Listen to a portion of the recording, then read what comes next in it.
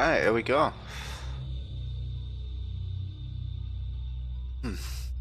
Right. Let's take this game slow this time. I'm hunting for money. That's my only issue at the moment. But I think the smart way to go is put these guys away. Well, first of all, take these guys out.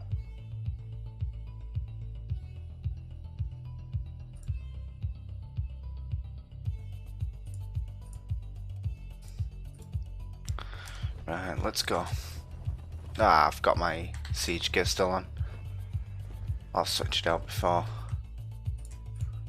after I get out of this battle. Try and make as many prisoners as possible as well. That would be nice. Come on, Vega Knight.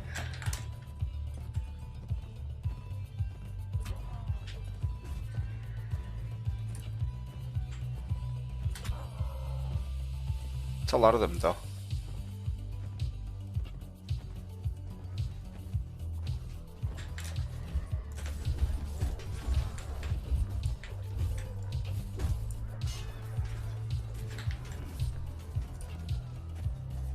Right. Sadly can't take many prisoners.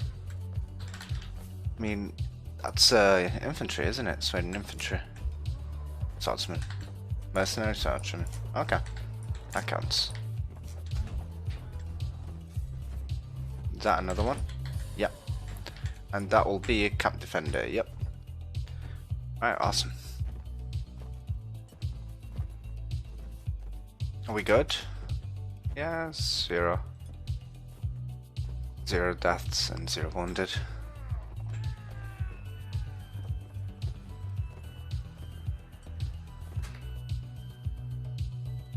Very good. Oh, I've already got full prisoners. Ouch. Guess I'll have to get rid of some of these crappy ones. Get the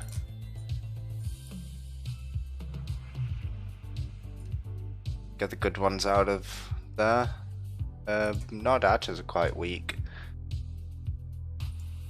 Swing skirmishes are worse though. Yeah, we're good. I think so. I'll buy it, sure.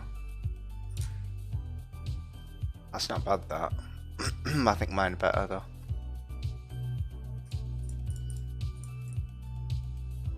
Be nice if it was a large bag of it, because I'm always struggling for large bags. Let's go Kura, see if I can sell these prisoners. Nope. I think there was one in Riversheg.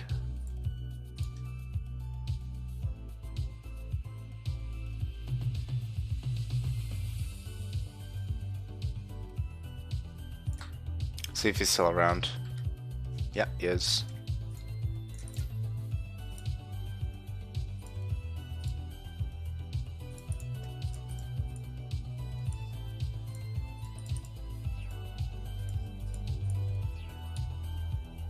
I need to start taking prisoners as well.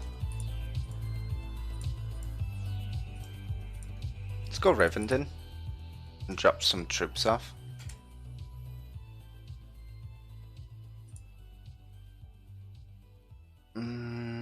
Yeah, sure. Well, should I? It's a tricky question, that. Can't even take these prisoners, which would be nice to have. God damn it.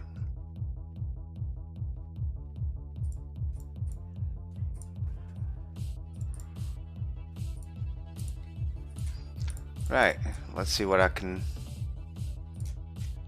besiege. See, I'd love to take Suno or Durham back, but I need to make peace first. I think the smartest idea is to declare peace with Rodax. Start with the Rodax. Okay, so the Artreus is gone.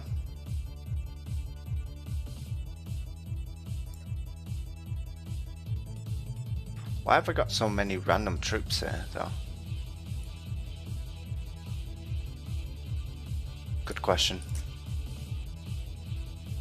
Right, let's drop the bandits and the archers and the marksmen and the guard and anything with arrows I'm leaving behind. And let's take these lancers for example, which I already trained, so it saves me training them again. 11 slave drive is good for prisoners. Take the Mamluks as well. Take the 10 horsemen.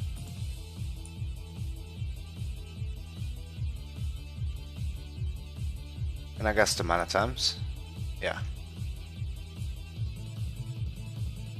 Tournament's nice for the money as well. So I'm going to do a quick tournament because I'm struggling for money.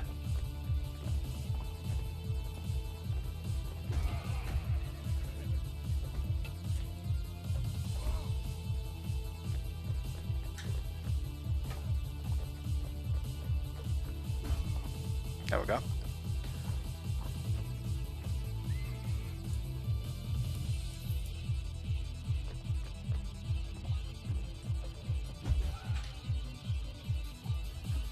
Right, so after this I'm going to go to the castle, to the keep, and I'm going to see if I can ask for peace with the Rodaks, and maybe the Saronids even.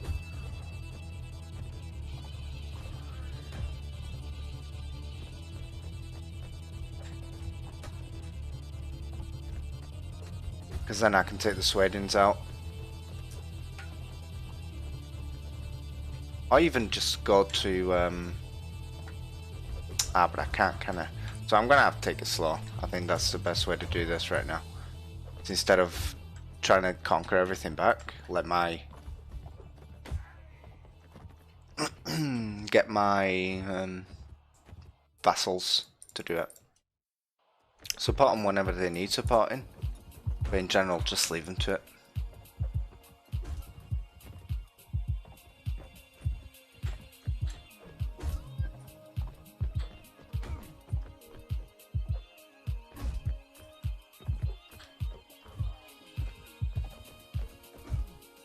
Dude, how much health do you have?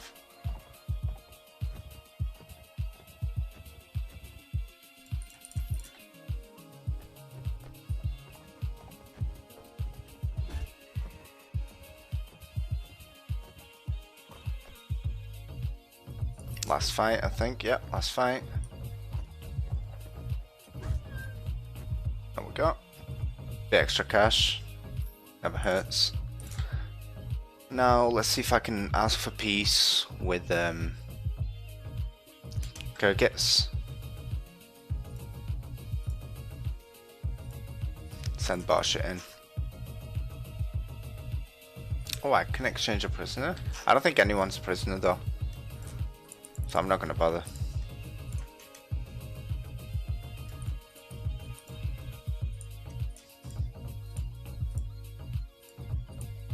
That's a lot of them. I've lost Barsha, which means I'm much slower. Actually, I'm already at peace with the Kyrgyz. Oh, with the Saronids, so I could potentially take Durham back, actually.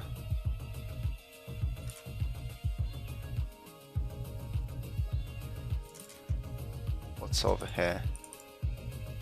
Yeah, I'll take Flan.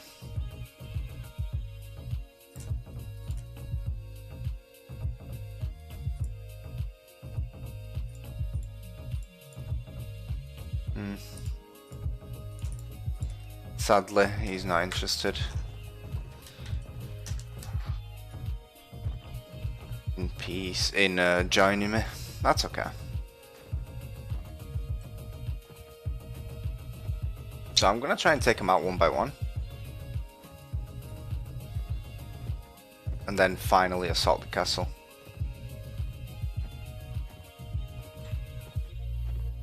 First of all, let me take care of these archers. No, I'm actually gonna go for the knights.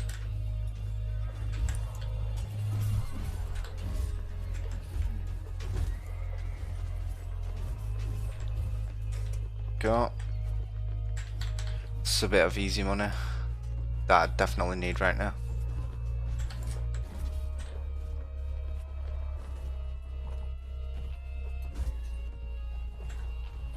It's friendly.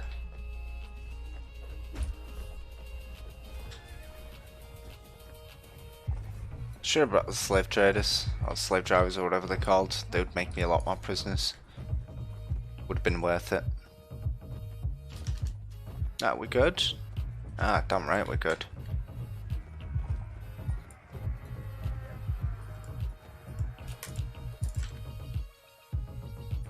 I mean, I guess I can take that recruit, make up for lost units. Probably shouldn't be upgrading these yet. Nice boots. Leave the rest. Completely uninterested.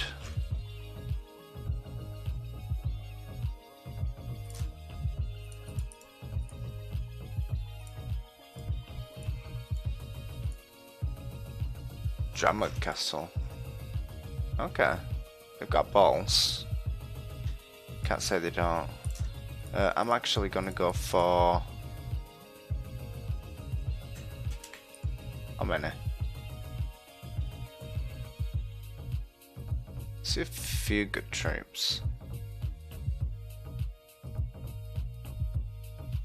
Problem is, a lot of these, we're gonna be fighting in... you know, I guess I can dupe them to moving.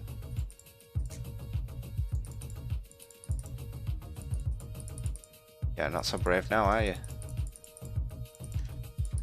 There we go. I brought siege at least.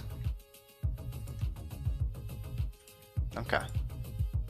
I can actually take them in open ground.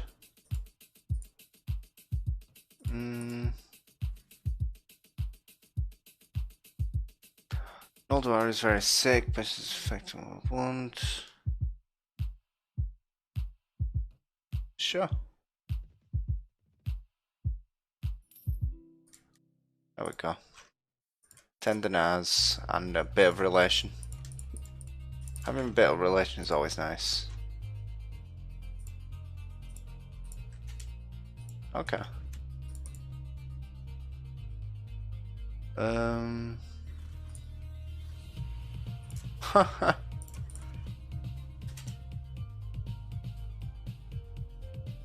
Oh, I've not got Bosha with me.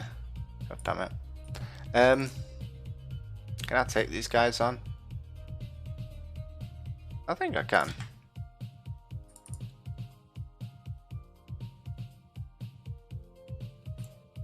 Yeah, damn right I can. Not over the river. That'll be a silly move.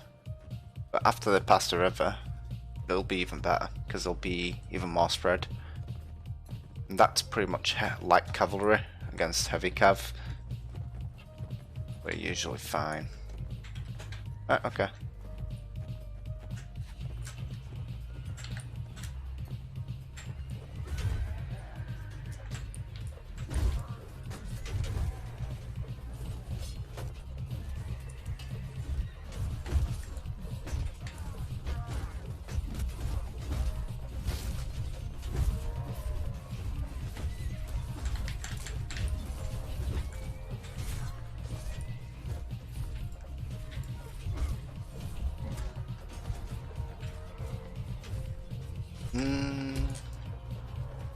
I didn't do a lot of killing though. That's for sure. There we go. Oh, I missed. I really need a longer weapon, man. Oh no. The Swedish Knight. He's got a spear out when he should have a sword out. We should be okay.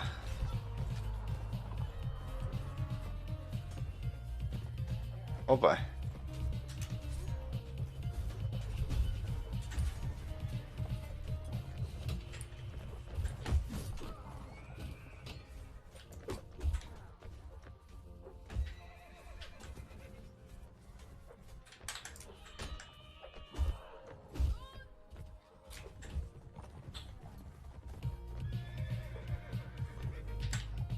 Come on.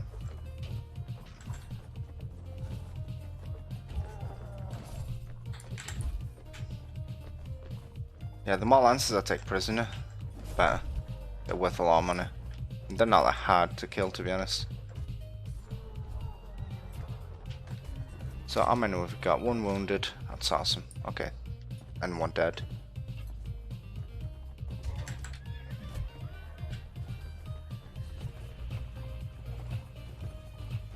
Right, how we're looking? Just 10. The longer we go, the easier it gets.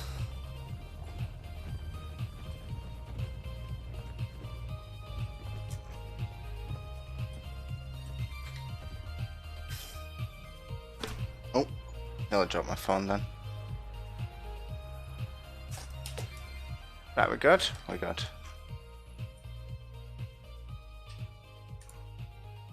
There's 7 left. We can just finish this off now.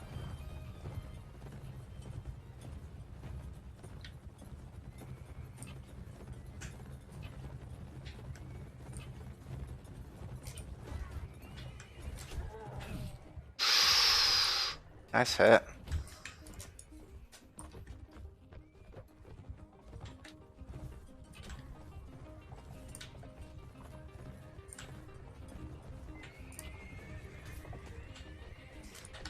Can't hit him. Quick guy, man. There we go. Killed now. Okay. You can be my prisoner. And you're a friend, so you're free to go.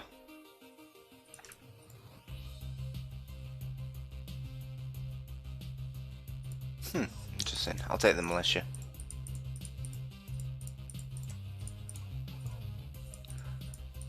Okay, so I need to sell these ASAP.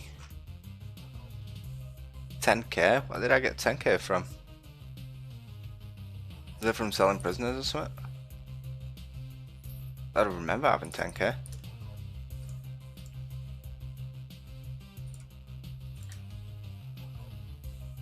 Hey, there we go.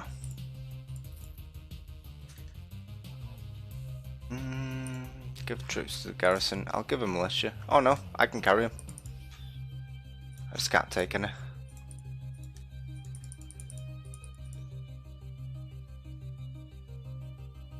Durham Castle. Durham. That's pretty useless actually. Don't want to be taking them. Just waste of time. Waste of space. Anything. Yeah, upgrade them. Leave this lord in the castle. There we go.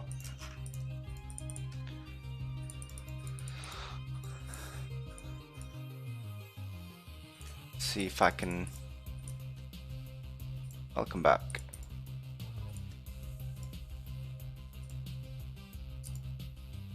Sambuja. Where the fuck's Sambuja? Oh, there we go. It's there.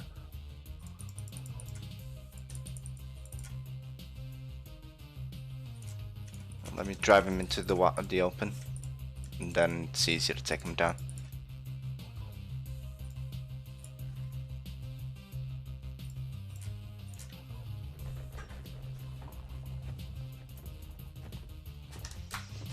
So, how you guys been today?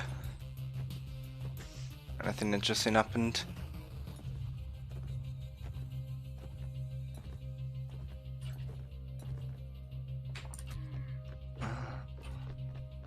There we go.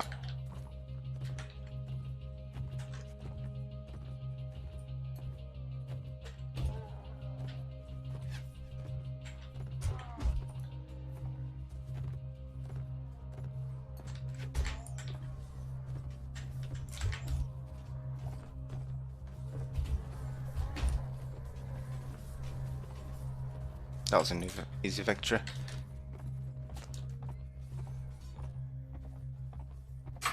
Anyway, so I was going to tell you guys about something. I can't remember what it was. I had loads of subjects I wanted to talk about.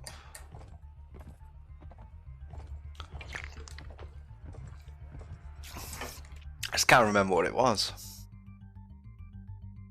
I'll let you go. I was a legit cat. Oh, okay. So that's a really good sword, man. So let's talk about something really interesting here, about knowing how much you're actually worth. As in, imagine you got a production job, okay, and you have a feeling that you're underpaid, yeah. Where's Rubylight Castle? Oh, that one there. Okay. So imagine you're feeling like you're underpaid. Okay. Now there's ways of checking that. Okay. So one of the ways that you can do is see how much you output in the company. Yeah. See how much money you actually make for the company. And if you feel like what you actually making for the company is, imagine you make, like, let's say out of profit you make, for every hour that you spend you actually make them like £50 or €50 or $50. Okay, you have to look into their perspective. Is that worth it for them? So you kind of have to not rush the gun and say, oh, you should be paying me more because even though I'm like on €25 an hour, you're making 50, so they're actually not making that much money compared to how much money they would normally be making if someone was only on €15 an hour. Surrender or die. Should be able to win this. But if you think, like, you need to look at industry standards as well. Imagine your production level's actually higher than industry standard. This obviously requires experience in your job. You kind of have to know how much is the industry standard. So I come from a production job, so I know exactly how long things should take. And if I feel like I'm way faster than the industry standard, like let's say I'm 50% faster than industry standard, a standard worker works 50% slower than I do, then I should probably get a raise for it, yeah. But imagine you're pretty much on the average of the industry standard because you're hitting your times, and the times are, you know, pretty even across the industry standard. Then really you shouldn't be getting a raise. If you want a raise, you either work faster or you look at ways that you can improve the company profits, and then you can justify getting a pay rise. So always look at numbers, try to put everything down into numbers if you ever want to get a raise.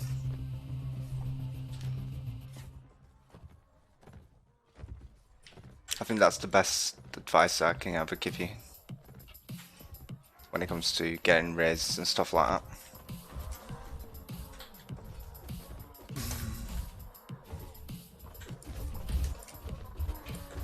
Look, no worries, my friend. Welcome to the stream, anyways.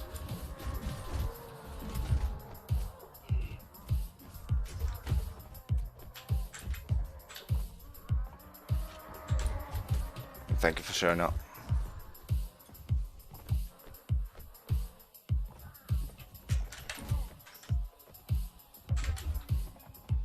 There we go.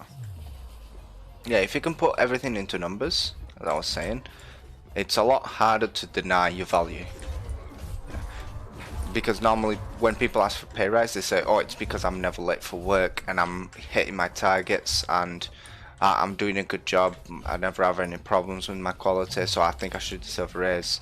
And then you're pretty much leaving your manager or your supervisor or whoever's above you to do all the maths, yeah. And then at the end they can just say, okay, so obviously this guy's not crunched any numbers, so he doesn't know how much he's actually worth. If you manage to put everything down to numbers, you're definitely going to get a foot on the door at least, yeah, because now they can't say, oh, but compared to the overall workers, you're not that good. Hello Galtrin, how you doing, my friend? Welcome to the stream. So yeah, if you want to get a pay rise, definitely look up the numbers, see what other people are doing, see the industry standard, because even though you might just be reaching the targets, your targets might be really strict. Yeah, if you got really strict targets and you just barely hitting them because they're actually really difficult, some companies do that, and you're on a shit wage, then you should probably either consider switching company or just simply point out that the times are already high compared to the industry standard, which requires experience to know this. I say, listen, I could go to this other company where the times are much more casual, do less work, and get paid the same.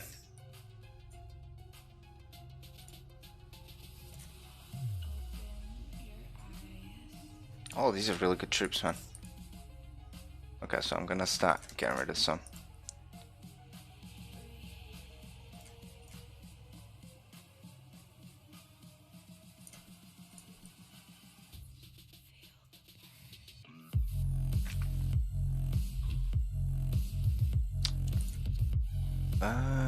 I don't want to upgrade them because they're really expensive. I'll take the veterans, so 100%. Caravan guards, nah, I'll skip them. Okay.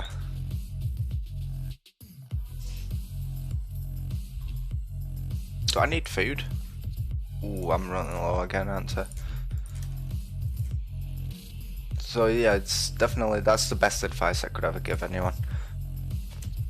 Especially if there's improvements. Okay, so when a company hires you, yeah, let's talk, you're just a normal worker, you're hired as a normal worker. Okay. And what you're expected to do is to do your job, reach your times or whatever, or do whatever you're told, and that's it. Anything else you do extra, you're doing it out of your own goodwill. Okay. So when they hire someone, that's not what they're looking for. They just want someone that can do the job. However, if you can add to your company by providing input, improving the company infrastructure or the company's procedures, that's all stuff that you could potentially point out at an interview. You basically say, when you go, not for the interview, but when it comes to asking for a pay rise, it is kind of an interview because you got to sell yourself. And you could pretty much just mention, okay, so I'm reaching my times, but ever since I've started here, I've done this, and that, and it's improved the quality, or improved the times, or it's done some sort of good for the company. And if you can put that into numbers, even better, because then you can say, and this is what it's done for the company overall. I've improved the times by 10%, yeah. And then obviously when you get the numbers down, like I said before, get the numbers down, you are much more likely to achieve anything you want. Which it's worth learning about marketing when it comes to stuff like that. It's definitely worth learning about marketing, because that will help you sell yourself and seeing what you're worth. And if you're curious about what the standard is for how much your trade or how much your job is worth, just check online. Like, there's loads of apps and websites that tell you like how much you should be on average. And if you feel like you're not on average, ask yourself, why am I not on average? Okay, so it can go against the Rodox. Hey, hello my friend. Just what I was looking for. Ask yourself, why am I not on the average? What am I missing? Yeah, it's not always the company. Sometimes it's the people themselves. Yeah, they do an average job, so they get paid an average wage. If you want to get an extraordinary wage, you need to do extraordinary stuff. Didn't I just take out this guy earlier? I think I did.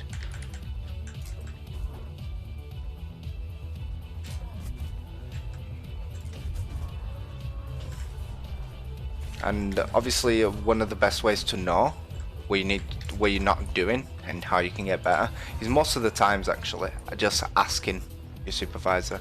Just just mention it. Like, I want more money. What do I need to do? What training do I need to go through? What do I need to do faster? What do I need to put more effort into? And most likely they will tell you, because if you're a better worker, that they're the ones to gain from it. Because now you're more productive, or you know, you're doing your job better. And then eventually, when you become above average, you can ask for an above average wage, and it just builds up slowly. If you ever reach a point where you think, okay, so they don't want to pay me any more than what I'm on. Yeah, I've tried everything. They're just completely ignoring my requests. It might be time to mention, okay guys, you know, I've been doing this job for this long. I've improved everything you ask, but you guys are just bottlenecking me now because I can't improve. I can't go anywhere. Those are good gloves. I can't go anywhere. So I'm considering finding another job. And if you are a good worker, they will definitely look into it and do their best to pretty much not let you go anywhere. If it is a good company, there's companies that don't give a shit, yeah. If you're gone, they don't care. Oof, good gloves.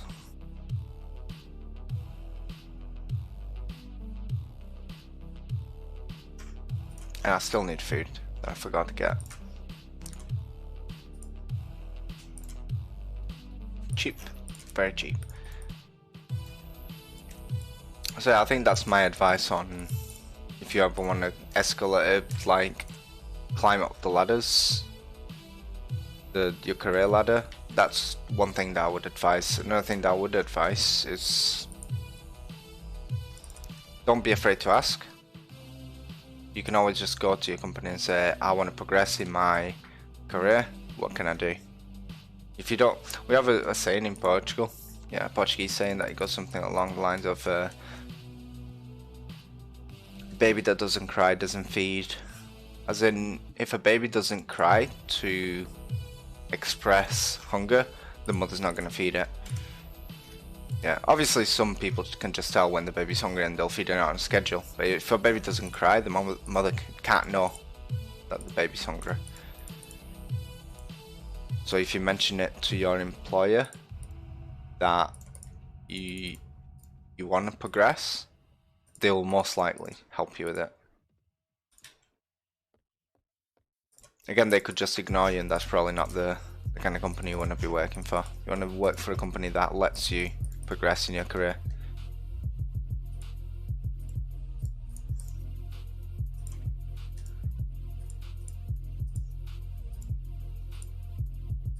And obviously the next thing is training. Yeah, if they do say, okay, yeah, sure, but you gotta do this much training, sometimes you might even have to go on a course to do it.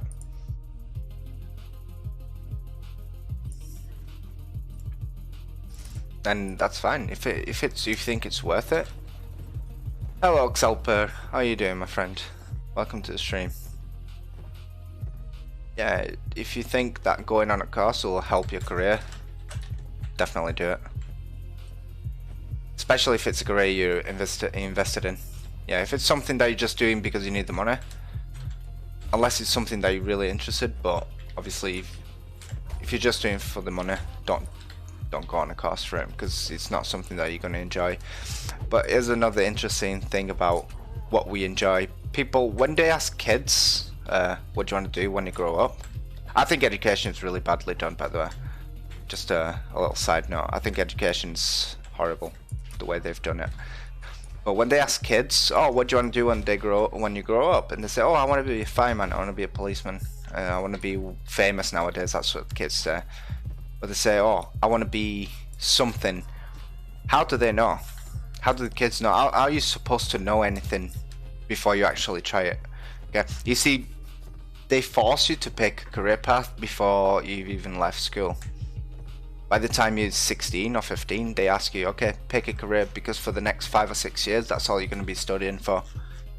and a lot of people, they study for it, and then when they reach university, they finish university, and they hate the job that they do.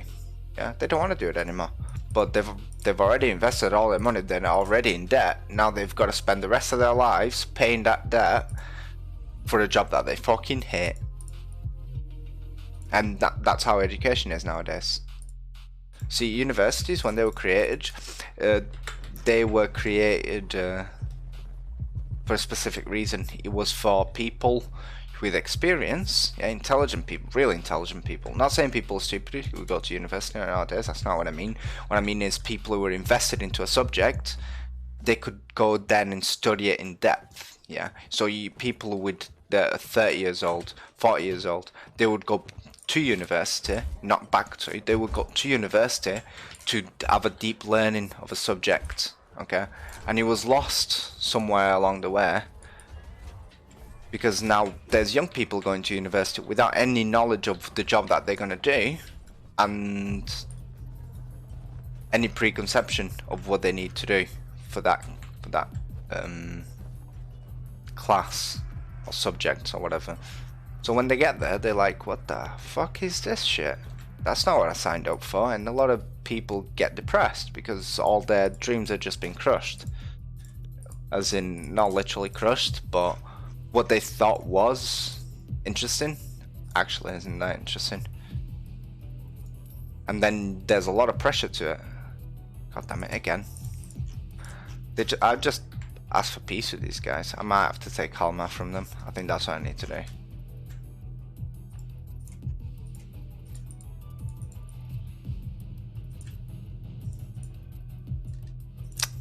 I can't even take it. But okay, I went a bit of a side note there. I can't remember what I was talking about. Yeah, if you want to progress in your career, do that.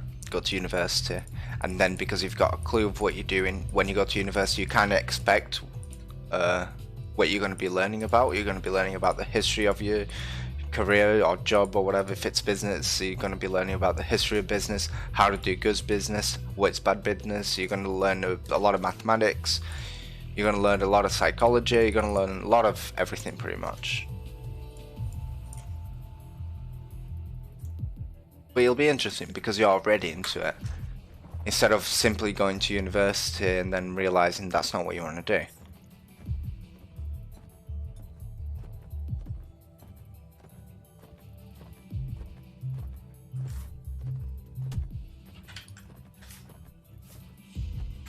Yeah, just charging.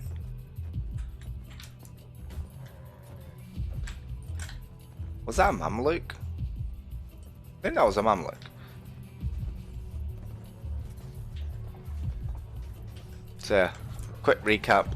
If you want to progress in your career and you think you deserve a pay rise, don't be afraid to ask. Always put it down to numbers, and make sure you know how much you're worth. I think that's the most important, if anything.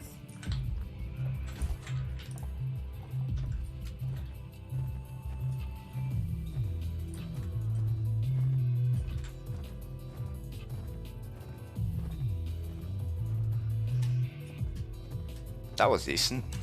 How many? Just one wounded. Okay, good.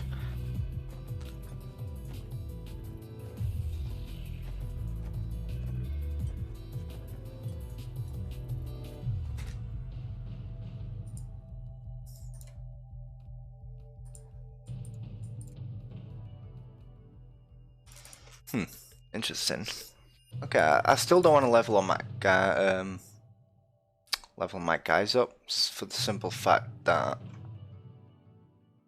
I don't have the money. I'm gonna get another hit in my economy soon. Oh, having said that, I have gotten rid of a lot of cities. I've given them away because they're not actually helping me. They're just losing me money, if anything. The cities are more expensive than they cost more money than they give me most of the times. Naughty, naughty. Who's firing? Oh, it's Saranid archers. Oh, fair enough. I don't think they're ready for the Sweden Swarm.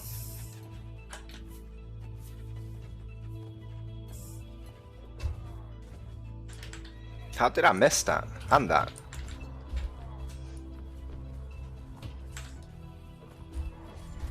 We got. No, don't kill him. Don't kill him. There we go. I need prisoners.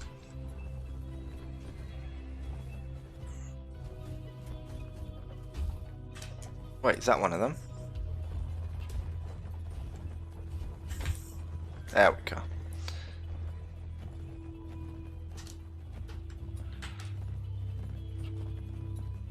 Too far ahead. Hit something. Don't think it was him though.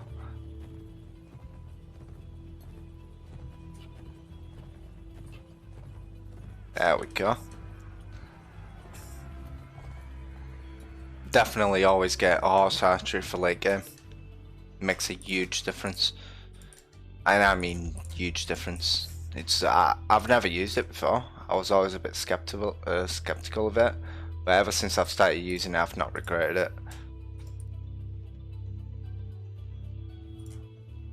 And always raid caravans. It's free money. It's the equivalent of like 5 or 6 Sweden nights. Completely free as well. It's only his reputation. I don't think it actually does anything. Not 100% sure, but I don't think it does.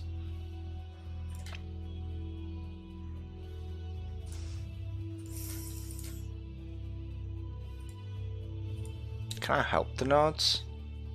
Should I help the Nords? Nah, they can fuck off. They can all die for all I care.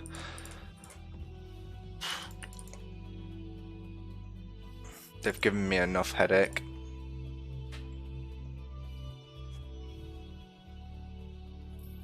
Okay, there we go.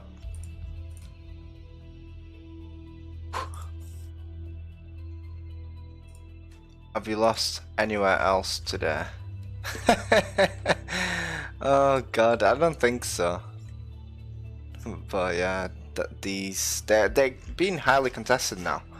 The Nods took it back, but I don't think so. I think that's all I've lost today, or yesterday, was Rindia, Halmar, Durham, and that castle there. And today I've not lost anything. I've only started streaming a little bit ago. Yeah, up that little chat about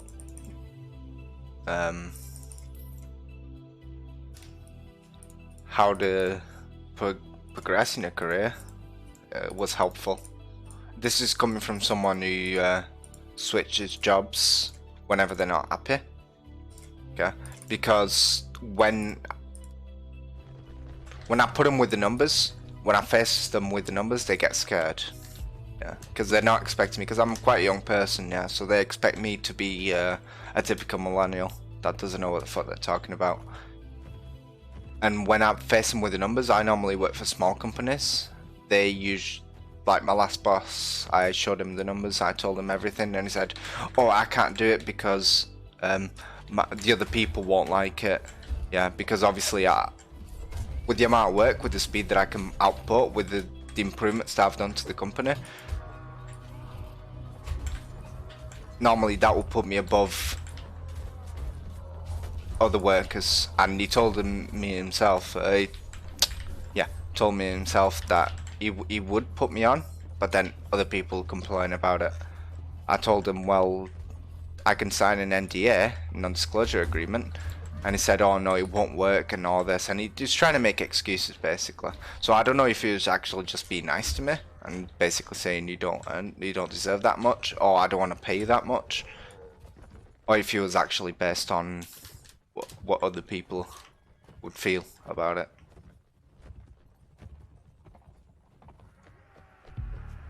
Then my current job, I'm about to do that within hopefully this week. But this time it's a large company. I'm going to be speaking to. So hopefully they'll be a bit more open-minded. Otherwise, same thing. I'll just tell them, yeah, that's fine. But then I'm going to look for a company that's actually going to give me something in return. Okay, so the Nords can declare war. God damn it. They can give me something in return. When I say something in return, I don't mean monetary. Because I came on the pretext that I'm only young, I'm here to learn. I get to this job and it turns out that not only am I faster than most people at this job, I actually know more than they do at their own job. And I came here under the pretext that I would be here to learn. So you can imagine the first weeks I come to this job and I realised they're doing the whole jobs wrong. It's second, let me just get rid of all of this. I'll take the horse actually. So you can imagine that I come to this job expecting to be learning something. Yeah, I want to be good at my job, so I'm learning it, and then I realised that actually these guys have no fucking clue.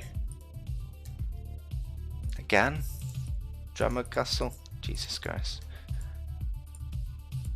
So my 3 months were over last week, and it's called a probation period. I don't know if you have it where you're from, I don't know. But basically it's a probation period.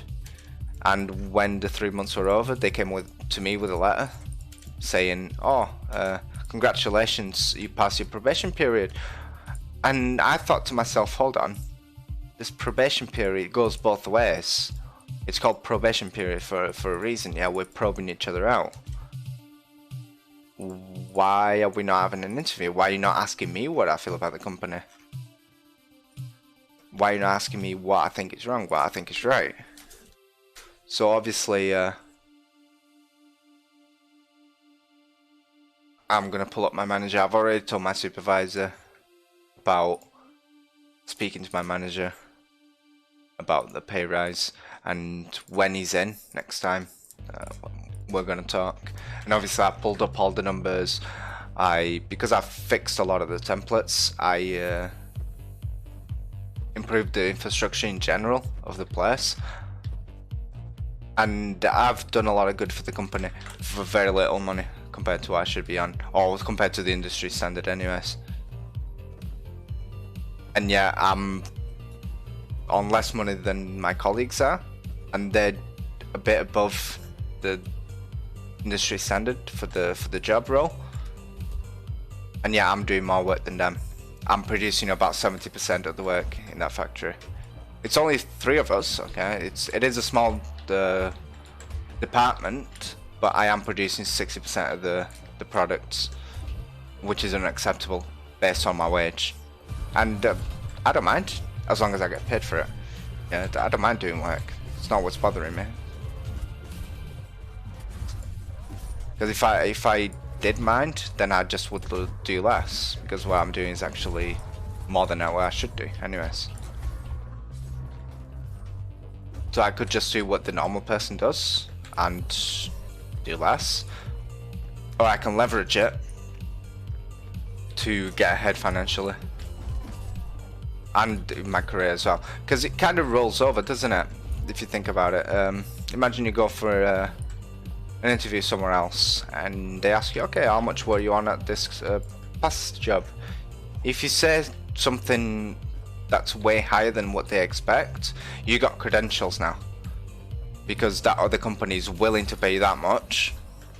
Let's say 20 euros an hour, okay, or $20 an hour, whatever. It's just a number. Let's say it's a high number. I don't know how much average wage is in America anyways. Let's say it's a lot of money, okay, way above the average. The new company that's interviewing you is going to look at it and think, Jesus, they were willing to pay this guy that much to do this job. He must be really good. There you go, you got your credentials now. If they ask, you can always give a reference. And obviously I'm pretty sure if you do your job right and you're not a dickhead, people are going to like you in that job, and you can get a lot of references that way. Sometimes a reference is more important than a diploma.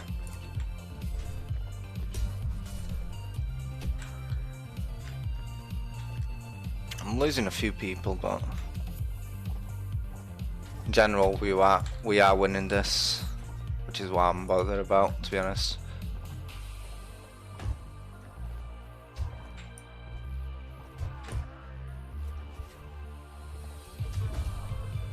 Oh, that's a tiny horse, isn't it? Oh, look how cute that. I can't believe that.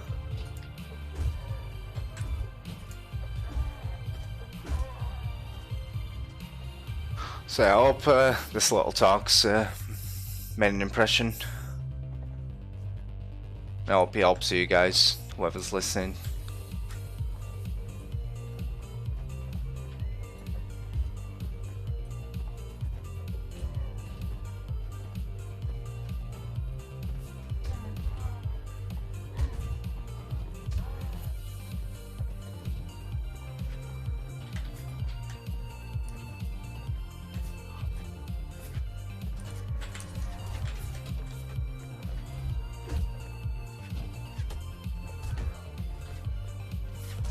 If you guys have anything to add, I don't mind commenting on it. If you think I'm wrong for any reason, just tell me about it, and we can explore the subject.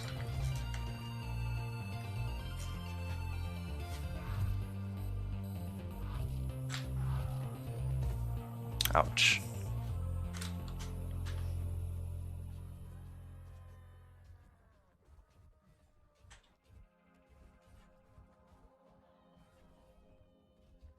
See, my troops are really spread out, which is really bad. They should be acting as a little group and pushing together. Because I am losing a lot of troops unnecessarily.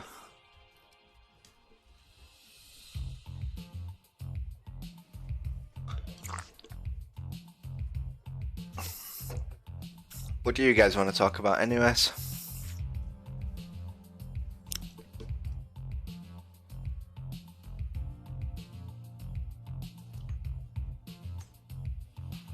There we go, as soon as they got together, started wrecking face again. Good. Oh yeah, I read an article about decision making in AI. So you know, I'm assuming you guys know about deep learning anyways. It's quite a common subject. So they use neural networks to deep learn, and then obviously they apply it to certain things like adverts and stuff like that. But now there's this new field being explored, and it's quite new, and it's about using the deep learning to make decisions about common sense. Yeah, they're trying to instill common sense onto robots. Okay, if you say there's a glass on that table, okay, imagine there's a glass on the table. Okay, if you say pick up that glass and put it, behind you, you kind of know that, okay, if the glass is on the table, yeah, you don't need anything programmed to know what a table is. Yeah, you just know that's a table. It's pretty common ground, and you don't need to know the angle that it's on. It's always going to be pretty much at the same angle. Now robots, you need to input that kind of information into them, otherwise they don't know what you're talking about.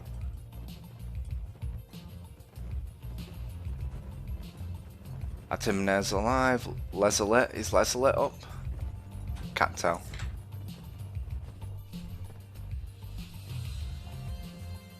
And I forgot about it. I can't really speak about it at the moment because I forgot how it went. But I'll definitely look into it later on for you guys, if you guys want to learn about it as well.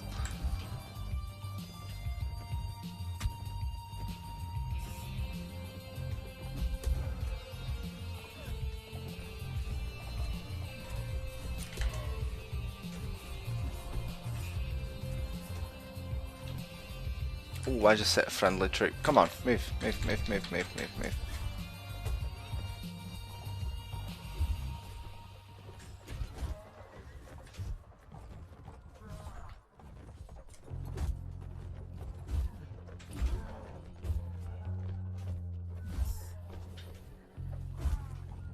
That was close, that.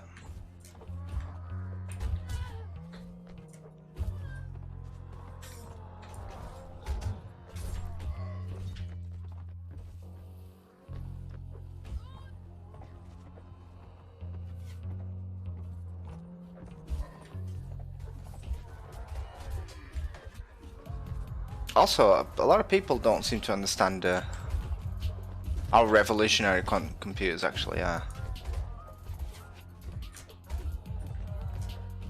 Because I think a lot of people don't understand how they work. I've got a basic grasp over the quantum technology.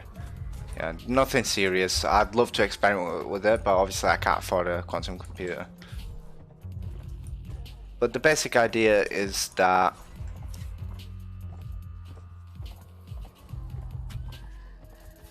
on our current processors, yeah, CPUs, we've reached a point where the transistor, or yeah, the gates, the logic gates are so small that electricity is just skipping them. Yeah. So obviously you can't make them any smaller because otherwise electricity doesn't. It just ignores them. Yeah. It teleports itself to the other side. Okay. And because of that, because it literally teleports itself to the other side. Scientists were calling it quantum mechanics. Okay. Because it's literally disappears from one side and it shows up on the other side of the transistor, completely ignoring the system. They're trying to use that to make a computer out of it, because what we thought was the smallest information that we can use, the byte, is actually not all of the information that we can use. There's another thing called quarks, which quantum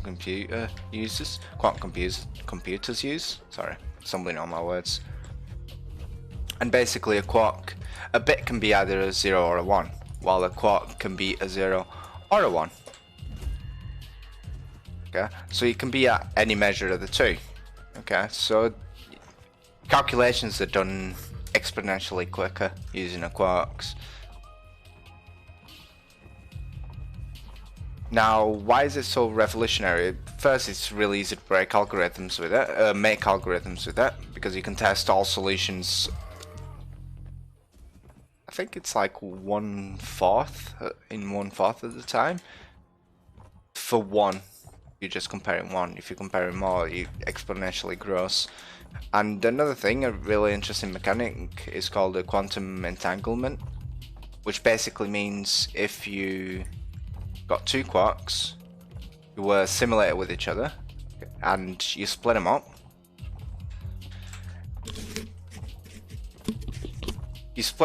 and imagine you leave one in the US and you teleport the other one to space. Because they're entangled, when you read one,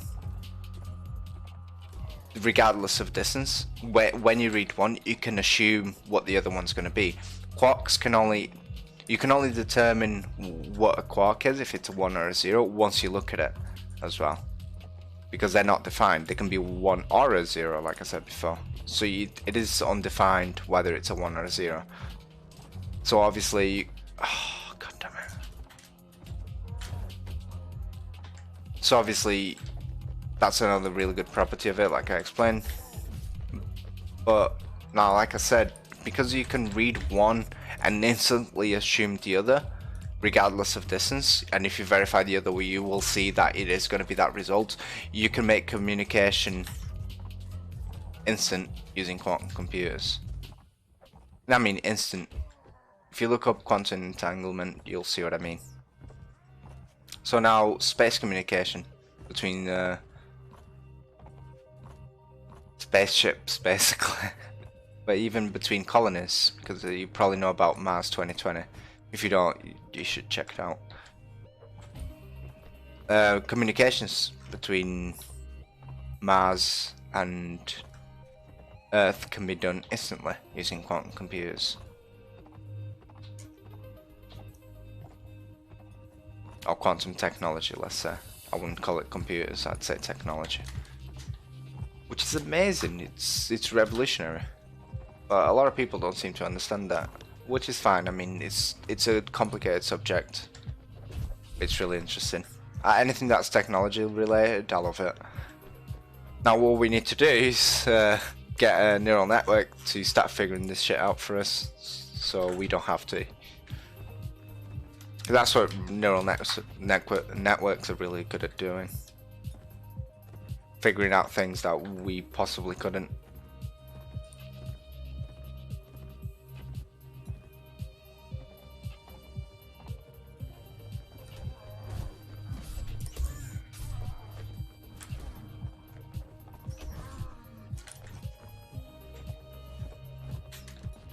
Just one left. Oh, look at that poor guy.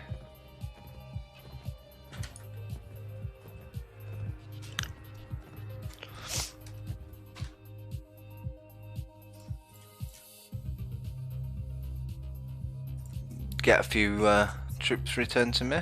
Thank you. It's a lot of step bandits, man. Problem with all these troops is that they're pretty much all useless to us. We want a night army.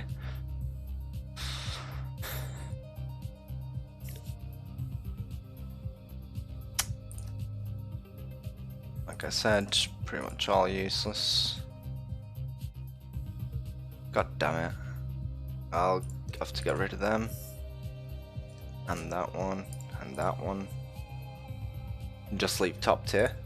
And just take top tier. I guess that's the only thing that I can do.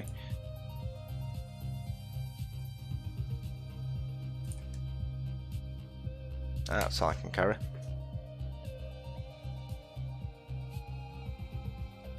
Tempered short sword, okay. Still not very interesting though.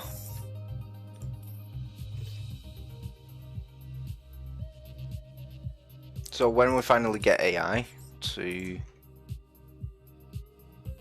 start engineering and building for us, that's when we can reach the utopia where humans are free again to do whatever they want. Not free again, but free in general to do whatever they want. Do I want to make peace with the Kyrgyz? Do they have anything that I want? Money, I guess. Yeah, I'll take the money. 10k, it's awesome. Now really, I wanted Dirham back, but I guess I'll have to take Halma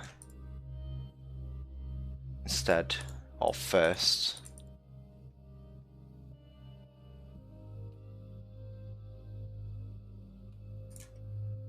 So if you guys ever got any questions about game development as well, I'd be happy to help. If you want to get into game development, that's pretty easy nowadays. But when you do decide to get into game development, make sure you know what area you're going for, because game development is very broad.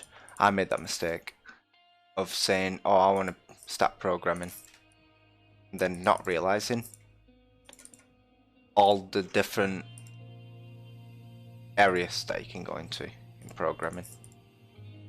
Like you could go into data basically. If you want to create like databases and stuff like that. So imagine you want to make an inventory system, you're going to need a database. Yeah, that's a lot different from making gameplay mechanics. That's a lot different from making tools. While some tools do require some knowledge of databases. So I'm a really decent guy at making gameplay. I know exactly what to do with gameplay. But when it comes to databases, I had no clue, and I was dropped into the middle of it when I joined a small company just as a freelancer. I was dropped literally in the middle of it, and I had no clue what I was doing. They knew about this, yeah, but I said I could learn, and it took me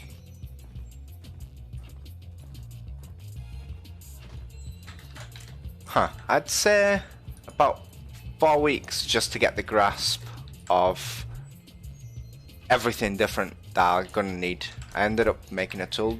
I was hired to make a tool for developers who had no idea how to code, and they wanted to input items into the game editor without having to code anything in. So that was my job. All they had to do is type in what the item was called, the values, and then my tool would take care of implementing that data into an actual item. So that was an extremely hard experience because I had no clue what I was doing with it. I had to learn loads of new features and loads of new mechanics and all that. So yeah, make sure you know what you kind of want to do. If you're really interested in databases and how they're working, how you store values and how you retrieve values, edit and save onto a document that can then import, export, whatever, then you know, make sure that's what you're going for. However, if you like making gameplay mechanics, again, make sure you can learn everything. It's not impossible, obviously it's very possible, a lot of people do it, but if you do want to learn everything, then I'd recommend start with the one you enjoy the most and don't get demotivated. Start with something small. There's plenty of videos on YouTube on how to do anything that you want to learn. Durin Castle, where the fuck's that? Oh, seriously? It's miles away, man. Why would I want to go there?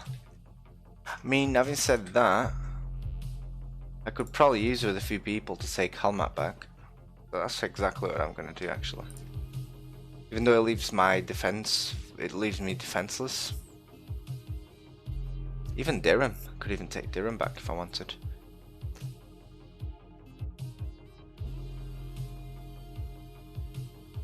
Helmet's looking juicy though, man. Very juicy, Jesus. Take this guy out. 1 second, let me just upgrade and then I'll take you out.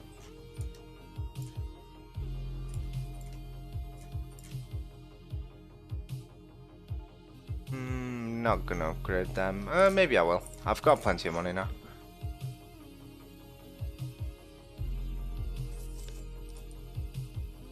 If you want to learn how to code, because yeah, again, there's different areas in game development, not just coding, not just programming.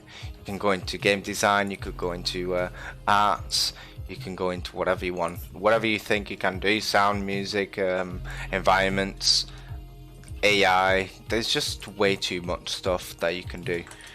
So make sure you pick an area that you're interested in.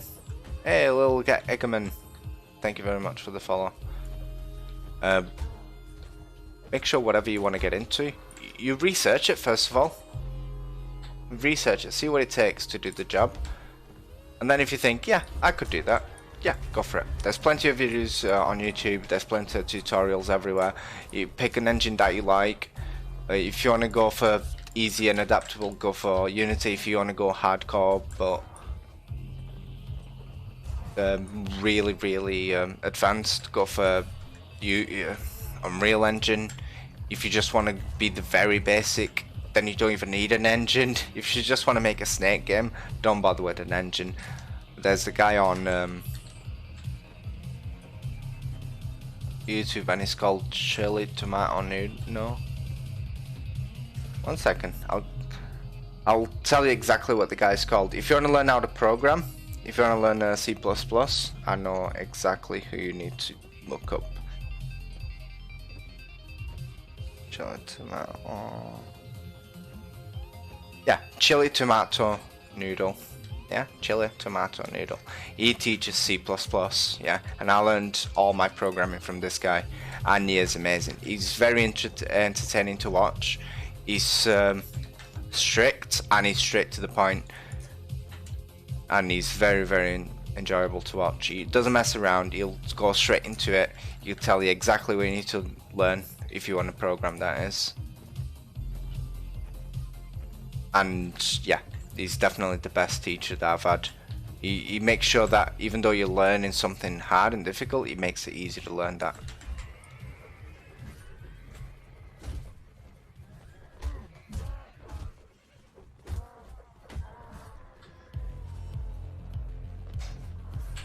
No, we good? We good.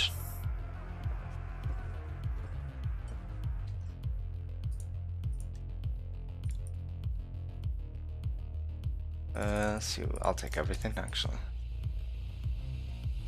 Anything good? Nope, never. I think I've just reached a point where everything that I do find is pretty useless. Always loot the caravans. Always loot the caravans. It's just free money. Can't say no to free money. Ooh, he's going exactly where I want him to go as well. They're in. Oh, so they're right here. Awesome. Are we ready for some slaughter then? Let me just sell these first.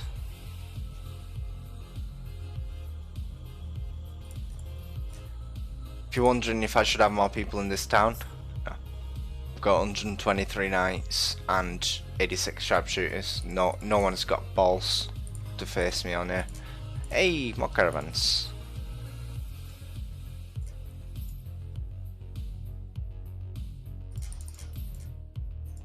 Right, let's break some skulls. Excited. Let me just upgrade really quick. Now we can break some skulls.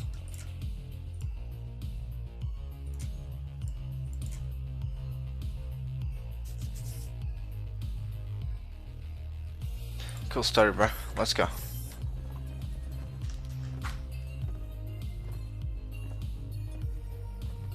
So yeah, back into game development. Make sure you don't get demotivated. Most people get demotivated because they start too big and they're out of their depth. Yeah. So what do I mean we're out of their depth? There's only so much you know when you start. Like you might have your common sense, you might have learned your language, but then there's a lot of tools on each individual engine that just give you way too much options, and sometimes you don't know what you want.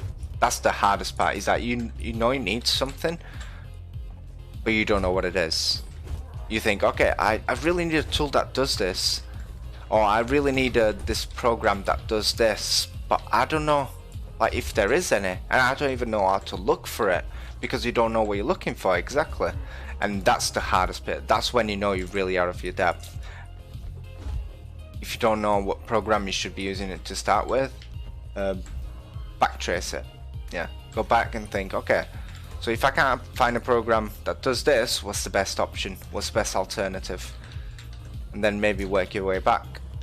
Even better, there's plenty of Discord servers that for indie developers who will help you out. All you have to do is post a question, make sure it's descriptive, sorry, make sure it makes sense, and most likely people will just help you out without question. That's where I actually found that freelance job. It was by going on one of these channels, and they offer like freelance jobs. They offer you with contract, free or paid. There's just a lot of versatility. So if you want to get a job as a indie game developer, I don't think with Discord around, I don't think there's ever been a better time for it. And the tools, like, it's funny how this is a tangent. Yeah, I love going on tangents, but this is a really cool tangent. You know, when we picture cyborgs, we always think of these robotic people who have like weird stuff like metal all over them. If you think about it, we're already cyborgs. Think about it. I'm gonna give you about 10 seconds. We're already cyborgs, and then I'll explain why. I'll just light my cig first. There's this thing that we have nowadays that augments our knowledge. Yeah, you go from knowing what you know, and within 5 or 10 seconds you can figure anything out. Yeah, or you can pretty much, I don't want to give it away too quick, see if you guys figure it out before I actually say it. You can, within 5 to 10 seconds, you can know something that you didn't know before. That's unprecedented, and we're augmenting ourselves with a thing called smartphone. Yeah, it literally turns us into a cyborg, because now you're using technology to augment ourselves. Our cognitive ability has increased dramatically. Yeah, because of stuff like smartphones. Where before, if you wanted to figure something out, you'd either ask someone, and that's very biased. Yeah, you're never going to get fully accurate results, or you went to the library and researched it. Yeah, you pick up a book about a certain subject and read on it, and maybe get the information that you wanted. Most times not, or sometimes yeah, that's how people did their research. But nowadays, in the age of information, we're like gods to people in the medieval era because of smartphone technology.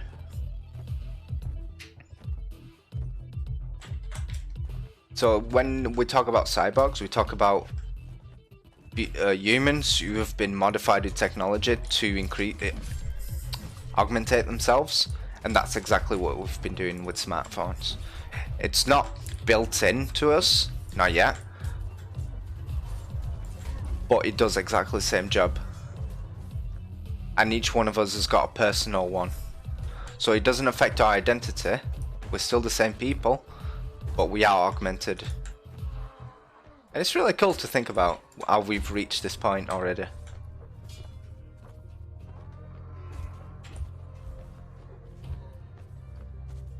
And most people don't even notice it.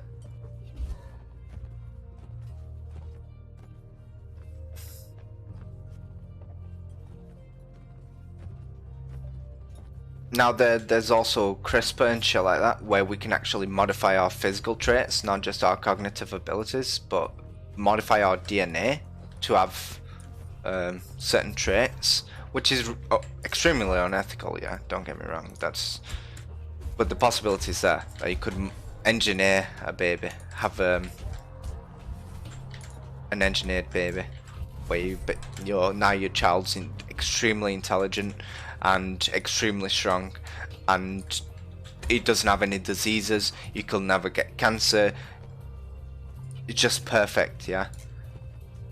Now that would bring humanity to the next step in evolution, a step that it's impossible to reach with natural selection, where we can actually engineer ourselves. We're playing gods basically. It's unethical, and I doubt it will ever be possible to do it to that extent, where you have superhumans. I'm sure governments would have a problem with it, but it's obviously, don't think it's possible as of yet, as far as we know. If the American government knew a way of doing it, they'd already be at it, and we wouldn't know about it. So let's not go into conspiracy theories, anyways. Point is, yeah, that would be the next step in evolution, where we get superhumans.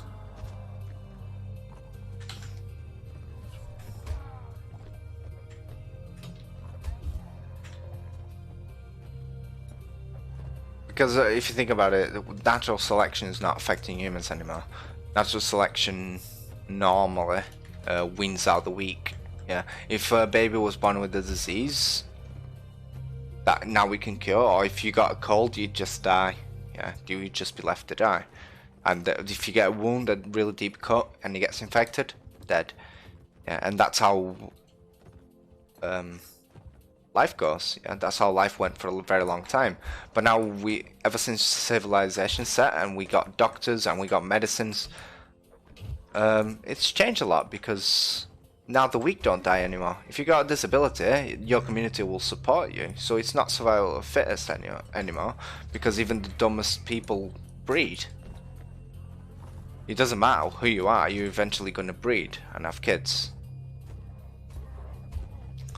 regardless of what you look like, unless obviously you literally can't reproduce. But you're going to have kids, so natural selection doesn't apply anymore. And eventually, with the merging of, not merging, with the, how can I call it? With humans breeding with each other after a long amount of time, it is assumed that we will reach a point where all humans have got the same basic traits. As in, all the races, all different races are all going to merge into one because of breeding. We're not distinguished anymore, we're now one culture, so to speak. So yeah, that's something to think about, isn't it?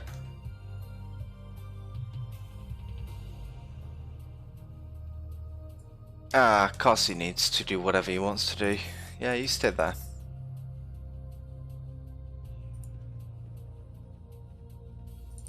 Whoa, okay. I'm out. Not interested. Especially with yeah, he's not interested. Montowa, how you doing, my friend? Hey, he's following me. How am I doing? 28? Yeah, I'm better off going Amarad. Selling all these guys. Awesome, 6k for free pretty much. Wait for some time and just heal up.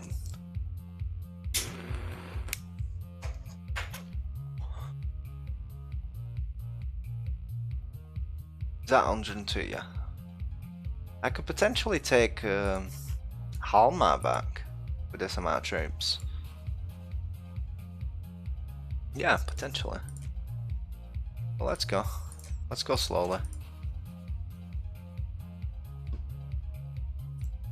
Yeah, I guess if you pay me. Nope, not interested. Okay. Oh, that guy ditched me. And I need food now. And if we're not got any food. Oh no. Bad decision. Right, let's try again. Now with food. Honey's expensive, man. 40k, that's not bad.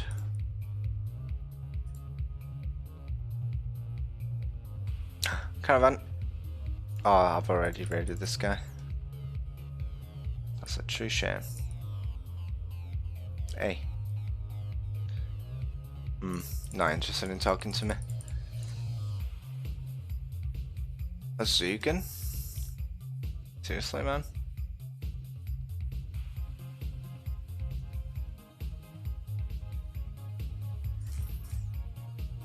Lost a lot of troops, haven't I?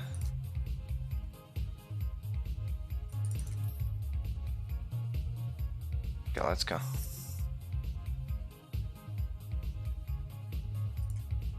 What have they gone? Are they following a Zugan or something?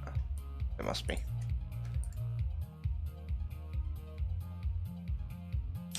Dirhams can be taken again. Oh boy, I really want Dirham back. Yeah, I think I can take it as well.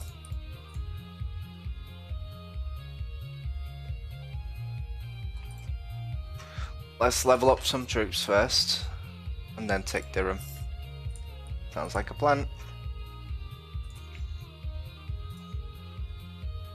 Let's hope we can finish this before they come along.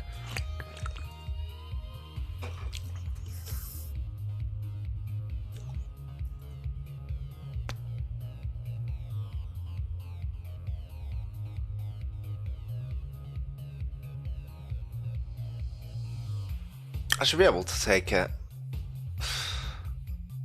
So that's 48 hours, which means as soon as it hits night, I can go in. There we go. It's a siege tower, which isn't great, but not much I can do about it. Least that I can do is take out the crossbowmen, or the archers, or whatever the fuck these guys are. And I saw that. See, if I die, that's very problematic for us, because I'm the only one that can take down the crossbowman right now, even though I can't hit for shit. There we go.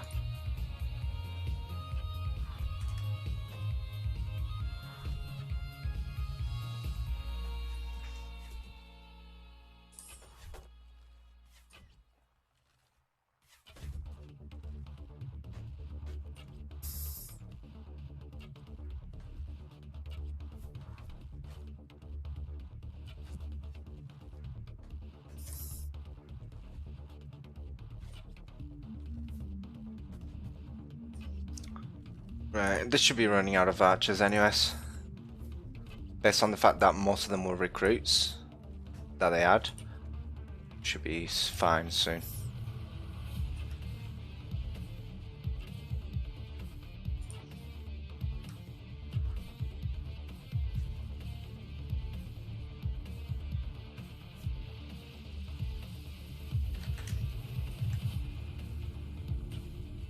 See if I can take out them archers.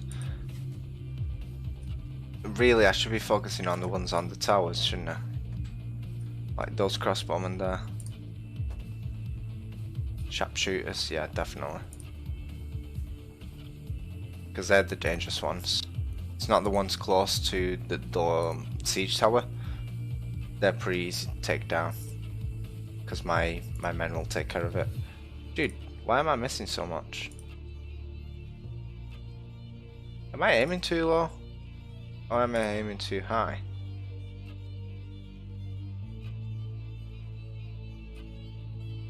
Okay, that should be hitting him.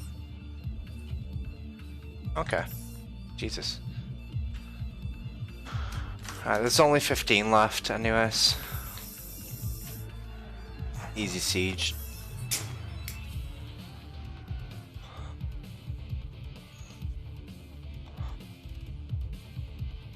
But now we're gonna have to defend against hordes of enemies. Because it's gonna be the Nods, it's gonna be the Saronids, and it's gonna be the Swadians, all trying to retake Durham. Like I said, Durham's very contested at the moment.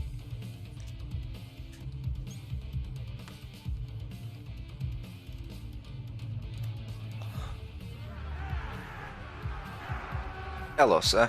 Good job. I lost how many? 2. 2 dead. To take a city. Can't go wrong with that. Because I've got 40k. Right, I'm gonna give it to...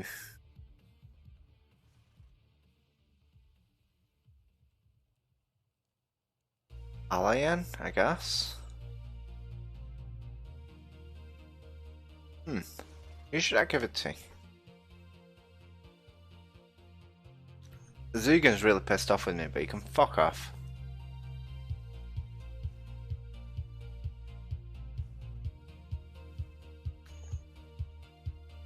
I'll give it to Alayan. I think he deserves it. Now let's see Zugan's. Yeah, 5-2. He's back down to 2 now. Okay. Happy days. I'll take this because I need the food, because I'm always struggling for it. And now it's going to be the rest of the day just defending it pretty much. What I am going to do is charge out.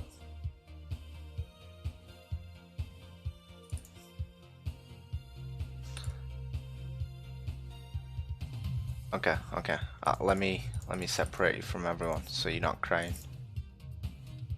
No, he loves Ragnar. Okay. Not Ragnar. Rep Azugan. Yeah, Azugan's not happy with me. But he's one of them lords where he... Oh, I've got my siege gear on. He's one of them lords that always craves more territory. And he's already got 2 castles and he's still pissed off with me because he loses a lot of morale when you give it to someone else. Because he's a greedy fucker, that's why. Stop it.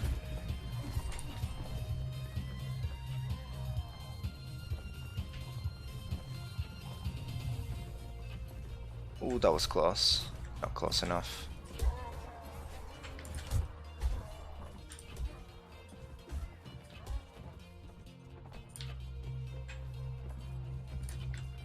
Oh, I got duped then. What I got? Is he gonna try and run away? Nope. Right, how are we doing? No deaths, no wounded. Are you still lurking, Hardy?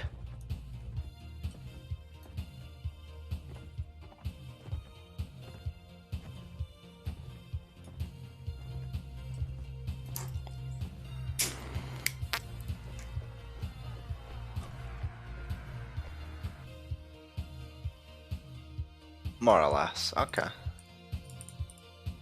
I don't mind either ways.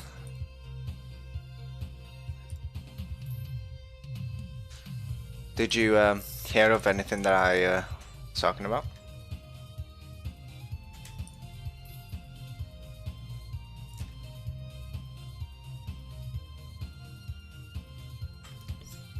Okay, this is bad.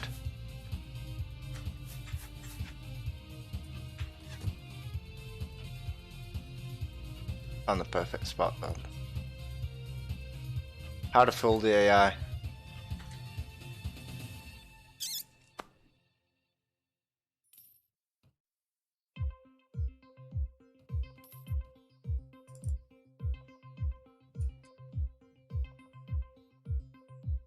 Durham, straight away. I didn't even have time to do anything.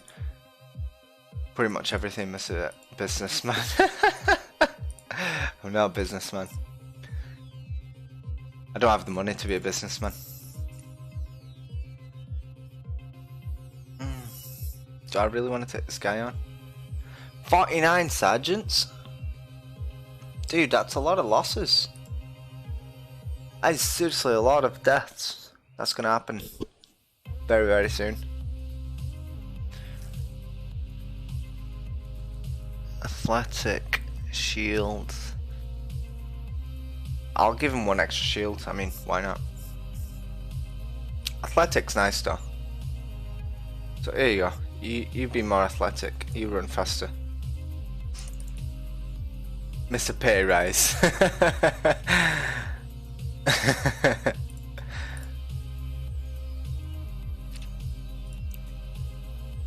Well, let's level up some troops, I guess. Let me hold on before I make the same mistake again. Always annoys me when I do that.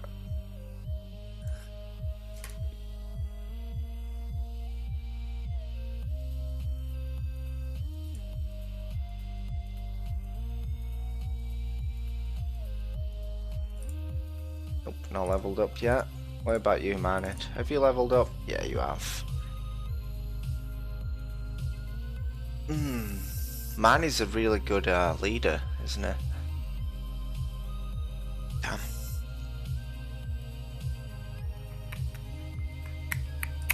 Go into strength and a bit of athletics. You're gonna need it because you're gonna be running everywhere, man. Hey, how you doing? And you love our house. Okay. Sounds like it's a shame for you. Now, I hate facing Rodox on 1-to-1 because of how OP they are. No, seriously though, against Cav, these guys are fucking insane. Against cavalry, they just wreck face all the time as well. Not just casually every now and then, they really do a lot of damage to Cav. And spears are no joke, because you get, as soon as you hit a spear, you're stopped and you're dead meat, because their spears just they got a bunch of them. They got the range to just start cracking you, and you can see that on the wounded already. 2 wounded. So I'm gonna do my part and take out the crossbowmen, which are the other really big problem that there is with Rodox. Is that while your Cavs stopped, their crossbowmen are just taking pop shots. I mean, and there's nothing you can do about it. It's extremely annoying. So the only thing that I can do is at least make them stop shooting to defend themselves. That saves my Cav. But yeah, 6 deaths. Normally I don't take any deaths from a fight like this. Are you in a faction right now? Hello Berlin Bowed. I am currently my own kingdom. The Pike Stick Kingdom, courtesy of Hardy for Win. And welcome to the stream, by the way, my friend. Hey, free prisoners.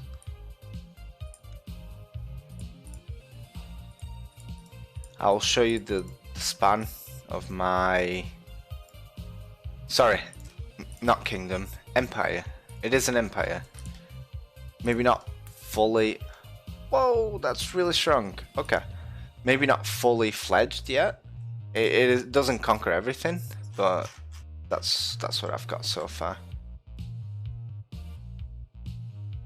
And I'm playing on same crap, different pile. Yeah, damn right, my friend. Damn right. But it's important. It's important to make the differentiation between the two. It's extremely important. I've got 2 lords on me, and I don't like carrying lords like this. Azugan's so pissed off, isn't he? Yeah, he's really pissed off. Yeah, I'll join you. Then I'm never going to show up again. I was just duping him. See how late he is to the party? I've conquered Dirham, and now the motherfucking comes and tries and take it. They're sneaky lords. Nice fun, my friend. Nice fun. Oh no, I don't want to move court. I want to manage garrison and shove these fuckers in there. These fuckers in there. Let's check the tavern. Nah, not interested. I do need food, as usual. Very foggy, isn't it? Yeah, I took Dirham, and before I took Dirham, he called in for a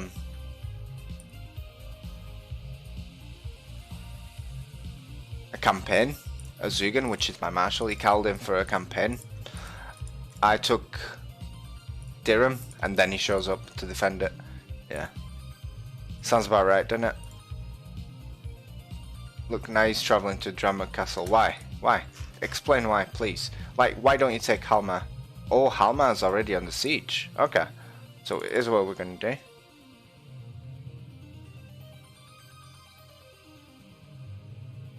May I suggest and go to, where is it? What? Why is it not here? Halmar's not here. Is it because it's already under siege? Okay, he said he doesn't want to follow me anyways.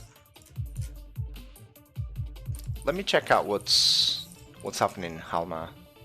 He's here. Oh, the Rodogs. Okay, so I don't mind him taking Halmar actually. Or they just cowered away. Are we feeling brave, guys?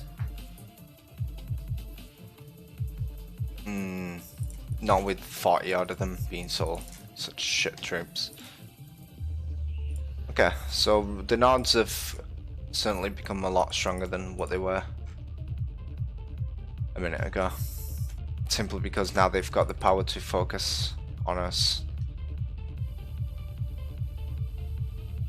Alien, my friend.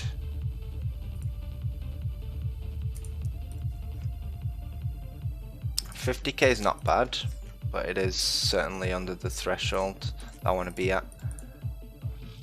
100k I think would be the least that I can say that I'm safe at.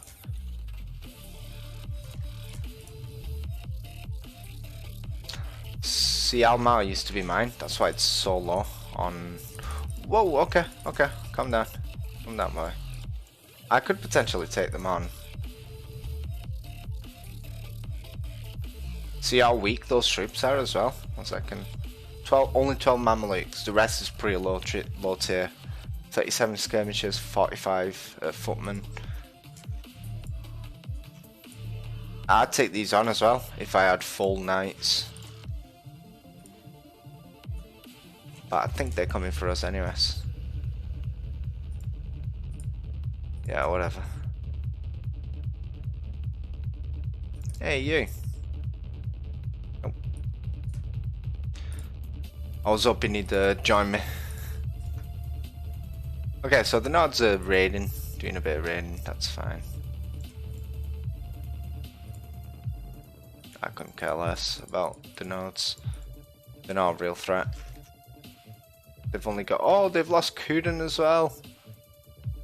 Oh, that's horrible. That was Ragnar's main castle. Because, weird story. This map was all over the place. But Kuden was Ragnar's fort, or city, or whatever you want to call it. And I can't believe he's actually lost it.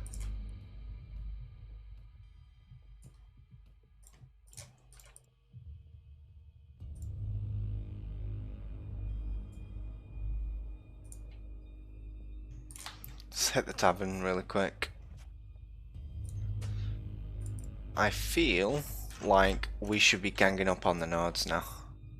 But again, I don't have the marshalship, do I? So can't really do that. 32 controversy, which is awesome. Which means I could potentially be getting lords soon. Let's go to Praven. This is a tune, by the way. Hey, what's up? Interrogation mark. Welcome to the stream, my friend. How are you doing? What would you like me to call you, by the way? Interrogation mark. Just question mark?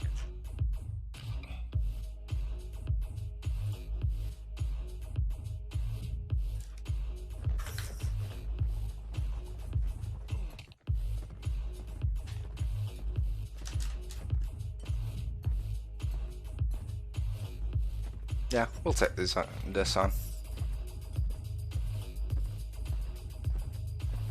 They're nods as well. It depends. Yeah. If you've read the description, as long as it's not hate speech, go for it.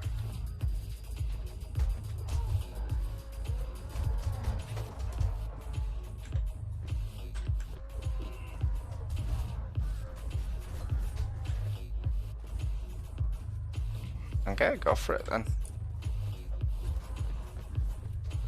As long as you can back it up as well, yeah. If you can back up anything up and it makes complete sense, then yeah.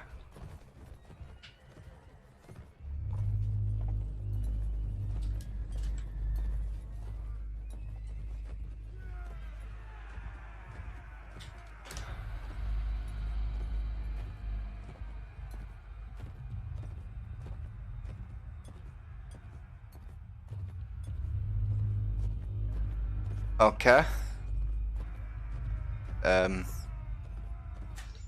That's not really controversial.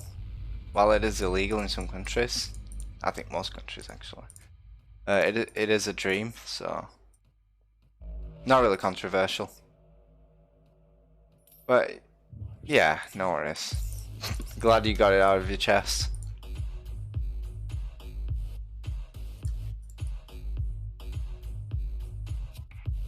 If you guys are wondering what I'm talking about, I'm multi-streaming onto different platforms, and yeah, if you want to check it out, just go on YouTube stream. I'm glad for you, my friend. I'm glad for you.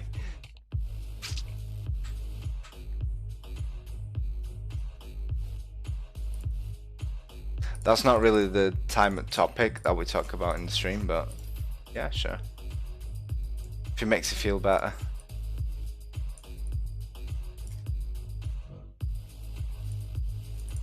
Ooh, Paralaus, are you brave? Or are you just really strong? I think he's just being brave. I think he's just being brave. It says other topics. Yeah, it does. Yeah. But I wouldn't consider that a topic. I'd consider that a...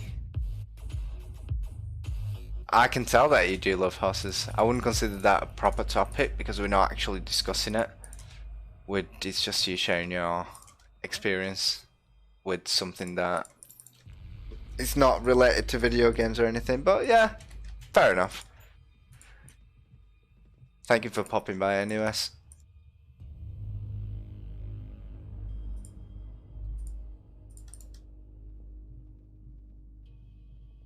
I'm surprised. Maybe we should create one. Create one more. A channel that talks about this. I think a YouTuber... I mean, there's hentai simulators, so I don't see why you couldn't. I legit don't know. Yeah, you could create a game with that concept. Figuring out the game mechanics would be a bit weird. I don't think have a clue how you do it, but it is possible. I mean, there's a ghost simulator, so why can't there be one of them? What's stopping anyone from doing it? Apart from the fact that it's weird, but you could potentially. If you figure out who could... Here's the thing, yeah. Let's have real talk now. As long as the game's got interesting mechanics, it doesn't matter what the skin is. But it does matter the other way around. If the game has really boring mechanics, then the skin's not going to make a difference. Well, the skin is going to make a difference. The skin will make or break the game if the mechanics are not good enough. But then again, do you really want to make a game that's got shit mechanics?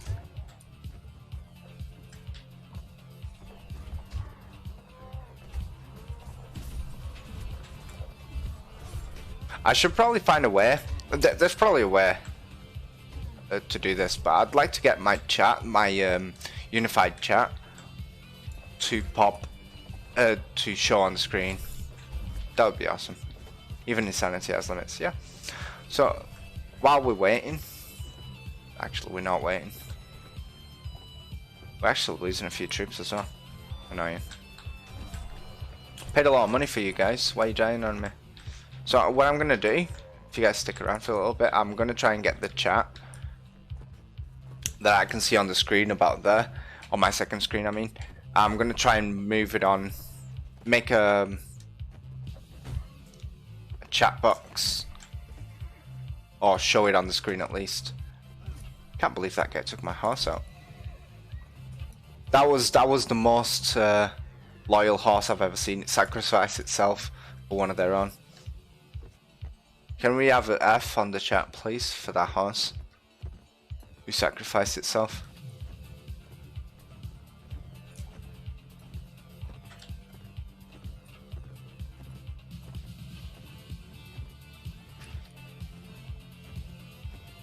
Thank you very much. Yeah, I got couch lanced by Sweden Man at Arms. And then, yeah, thank you for the F, Galtrin. And then, you know, maybe we can still use him. Wow, Hardy, nobody cares about the horse. Damn, I care. I was about to hit that Sweden Man at Arms, and that horse literally crossed the path to save his ass. Maybe we can still use him. I can't. That's a whole new level of wrong, man. Nothing new though. At my workplace, we have conversations like this all the time.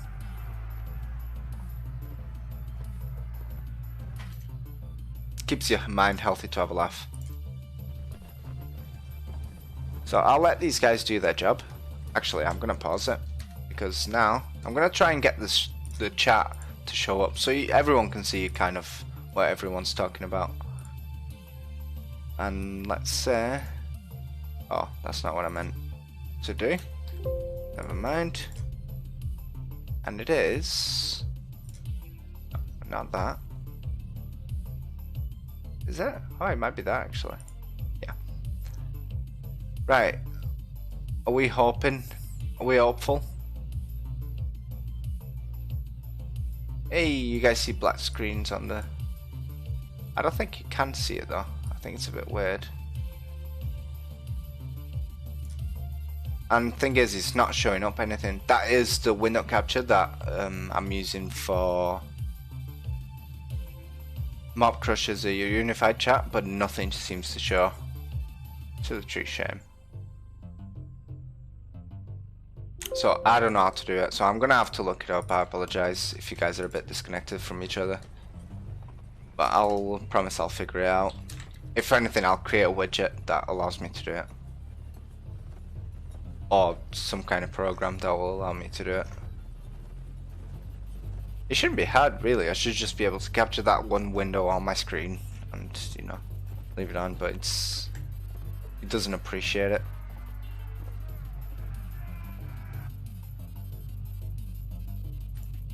Actually, I think the way to go about it is to literally create a new scene, take that spot on the screen as the other scene,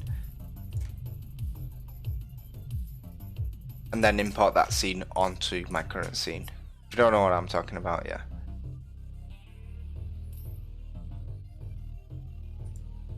And I highly doubt it. I highly doubt if that's how you create mustard gas.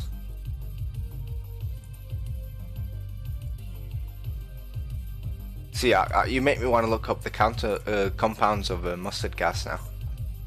I'm pretty sure that's not how you make it.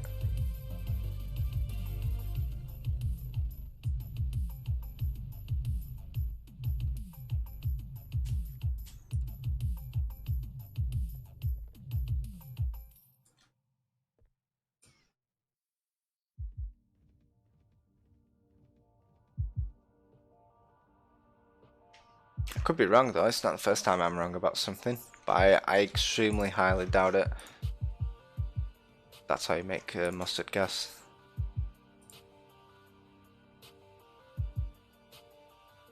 Dirham's still safe, which is good news.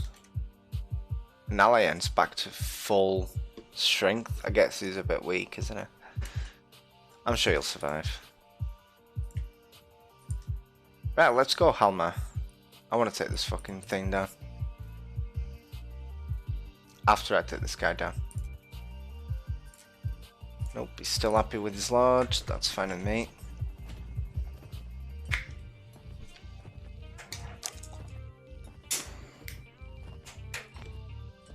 So is there anything interesting that you guys want to talk about? Apart from what you're saying, interrogation mark? Anything game development related?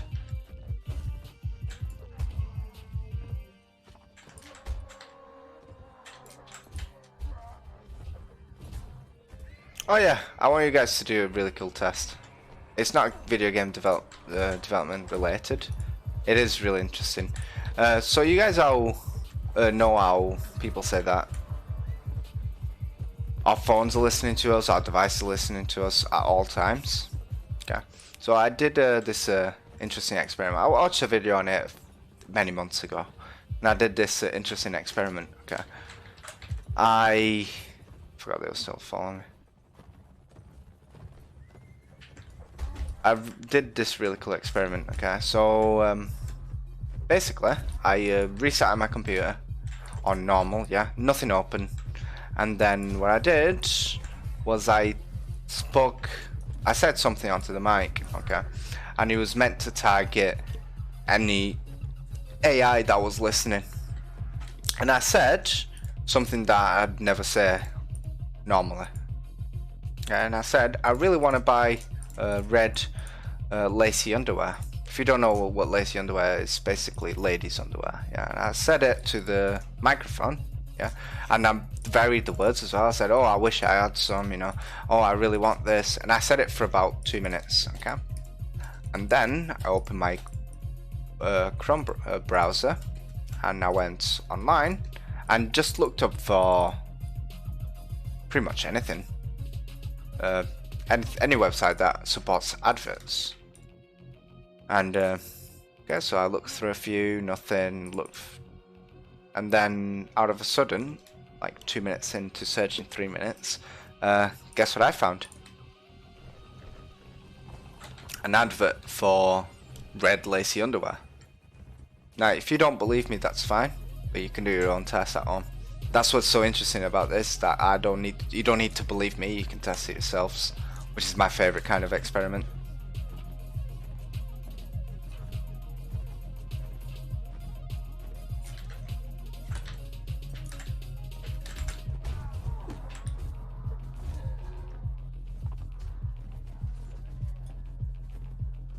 Now, what does that mean?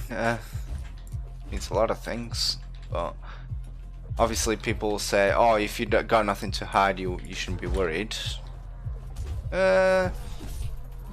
It's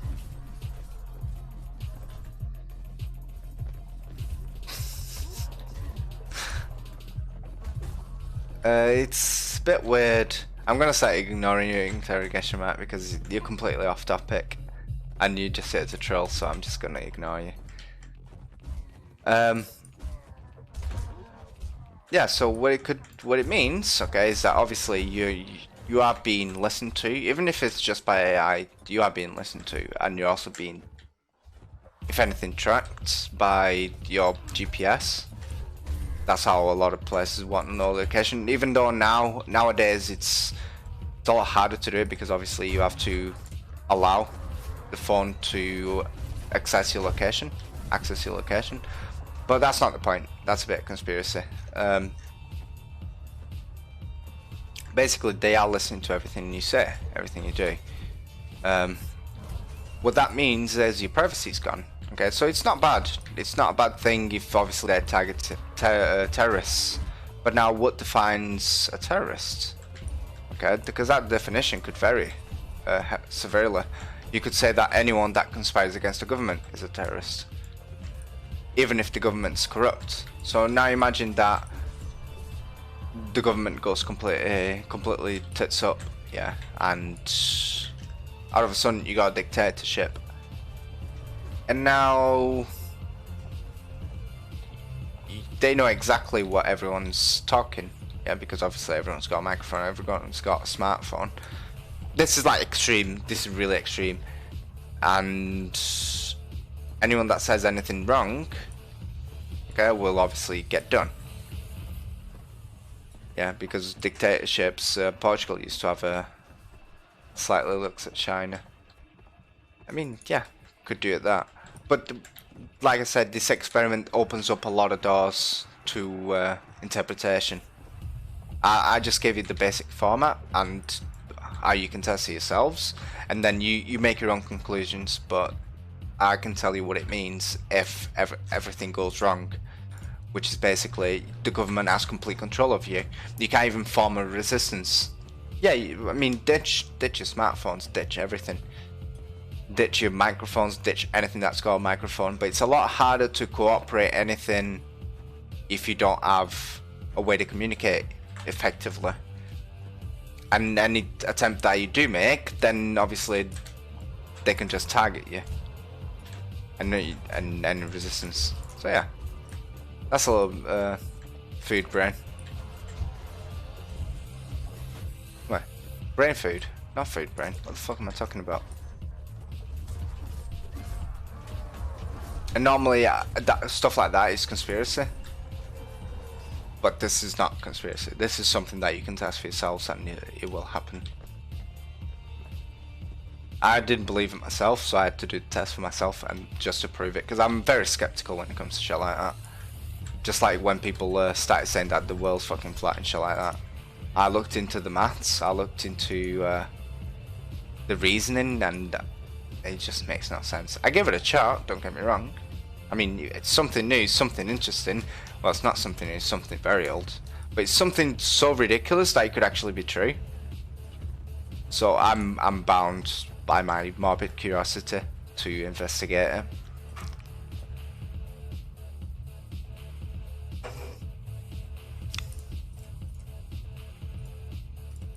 That was decent. I wish I could see what's happening. Oh, nice. And infantry. Oh no, they're shit infantry. Mamluks. And guards. And sharpshooters. Jesus. And master archers. What do I get rid of? I guess the crossbowmen. Yeah, let me get rid of 2 more crossbowmen. Take 1 of them. Take an infantry as well. So yeah, did you guys know about that little test?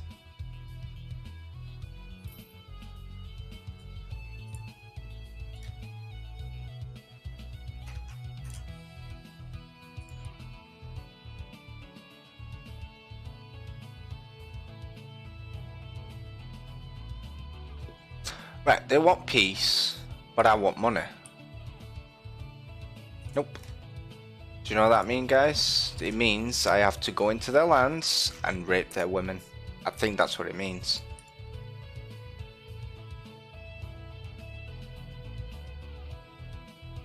Right, I think it is time to sell these prisoners first, and then onto their lands we go.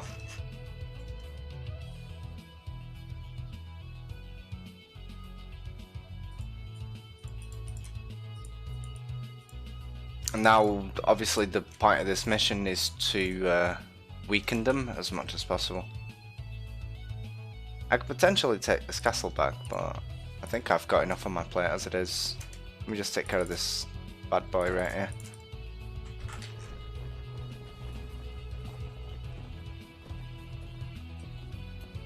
Better, as Hardy would say, burn the heretics. Hello, I want to die. How are you doing? Why do you want to die? Oh, Lee.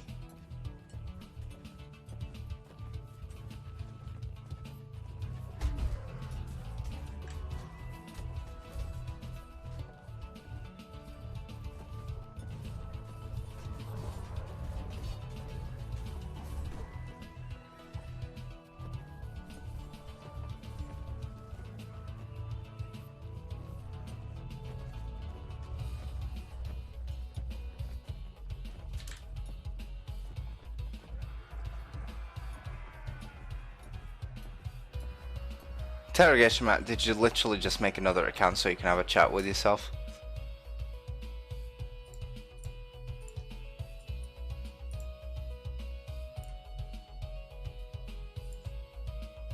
Oh, that's not what I meant to do, but okay.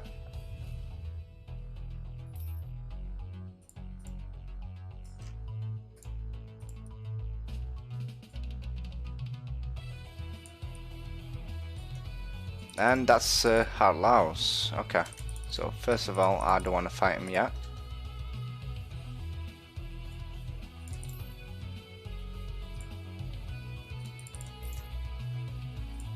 I will take the caravan gold though.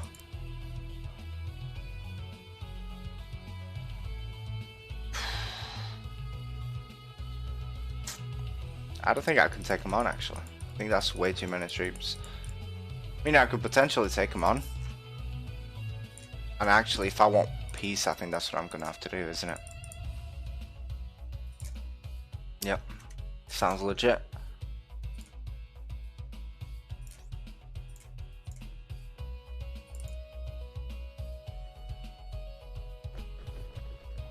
I don't think he's going to be happy with me when I defeat him, but what can you do?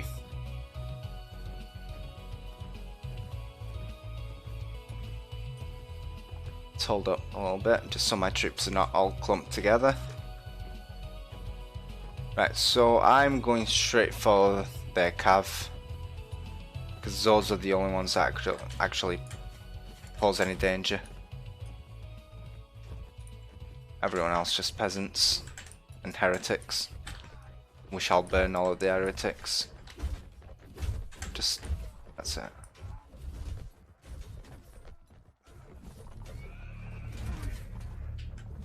I wish I had a longer weapon, man.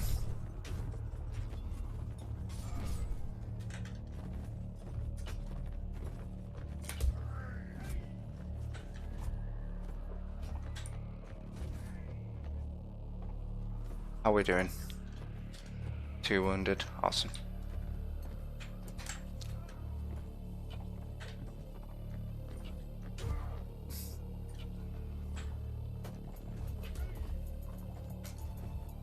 I wish I could take some prisoners though. I should really be considering taking more prisoners than anything.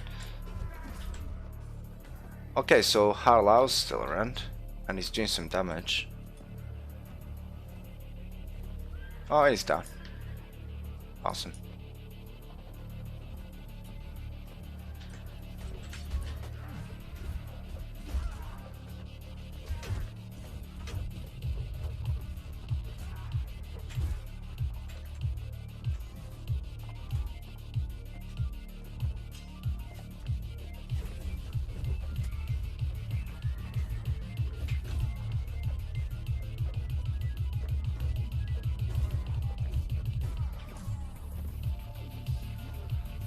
We're looking 2 deaths. That's good. Yeah, it sounds like that was easy peasy. That. Now he should ask for peace. And now he should accept my term of 10k for peace. I don't want any castles or anything. they can keep the castles, because I'm more worried. I just want to finish some wars first before I start taking more castles on, and Durham needs to be at full strength before I can do anything else. Yep, happy days. Just finish these guys off.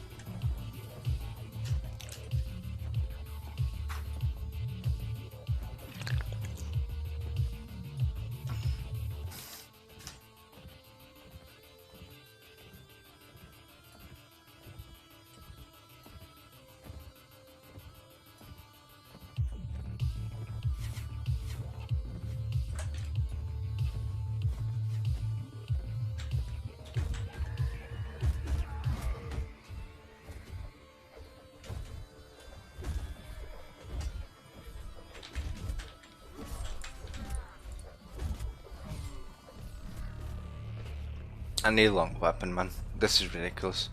It's like I'm waving a chopstick at him.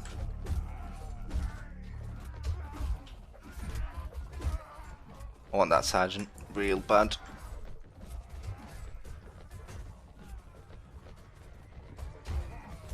Yeah, I'm not getting him. Okay. Well, no wounded, no dead. That's good.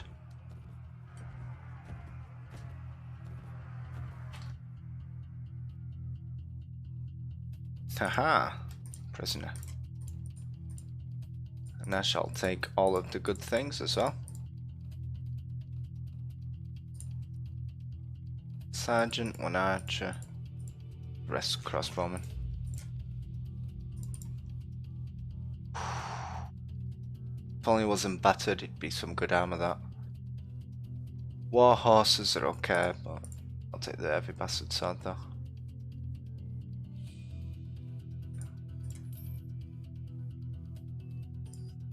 That's looted, sadly.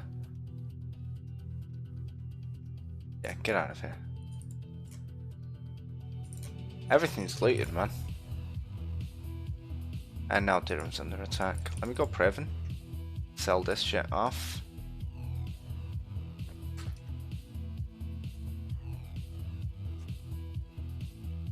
Yo, dude. One in Sunam, one in Sargoth, and Durham's got one. Okay. Hopefully I get there in time before they besiege it.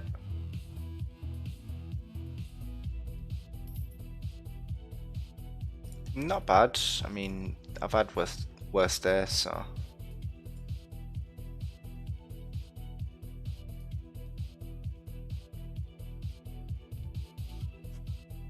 Sell these bad boys. There we go.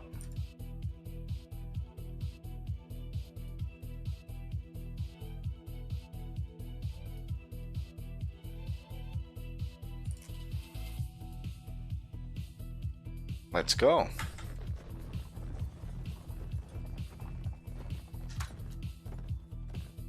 So yeah, all of the kings are gonna hate me soon enough because of how many prisoners I'm taking, and because of always extorting them for cash at the end.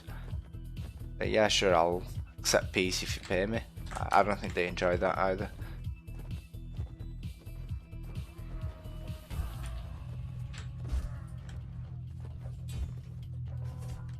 Okay, so this guy doesn't want to play nice.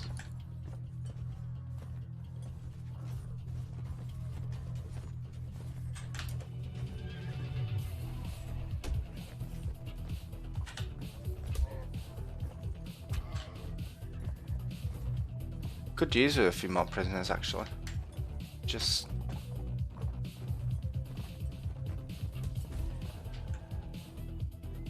they escaped. Can't believe they escaped.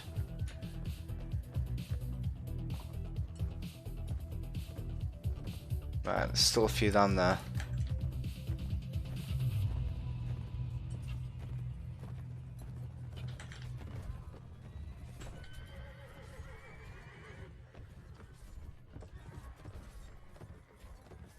It was on the news today that another...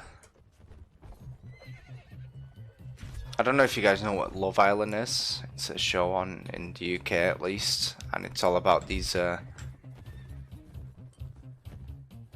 good-looking young millennials that go on this place and they obviously it's all about social media basically. That's all it's about. And one of the hosts of the show, which is another millennial, killed herself, which is bringing a lot of awareness towards depression in that kind of environment. That usually doesn't get addressed.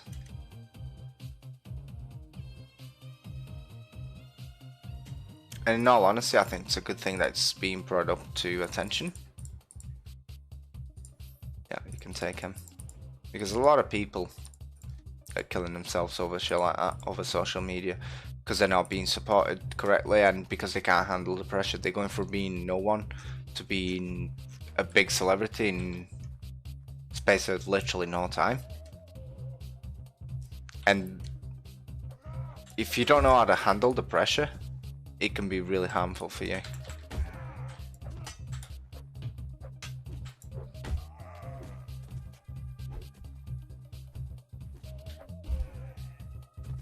Especially when it's young, impressionable people who, 1 second they've got it all, and then the next minute they get hate on social media and they don't know how to handle it, and they don't realize that a lot of the time it's just trolls. Yeah, they don't understand how the internet, it's like they don't understand how the internet works. They don't understand that. There we go, sorry about the cam. Yeah, they don't understand that a lot of people, they're hating on them, they're not hating them because they hate them, they're hating on them because they can. Yeah, and it's anonymous. Yeah. When it's anonymous, people act differently when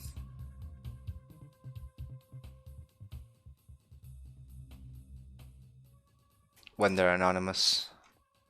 If you've ever watched Black Mirror, the series on Netflix, you'll know exactly what I'm talking about.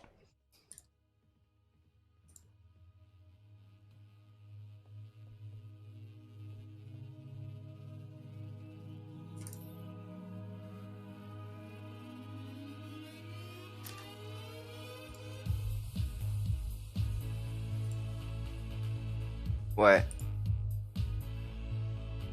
Interrogation mark. I'm gonna ask you to stop basically trolling.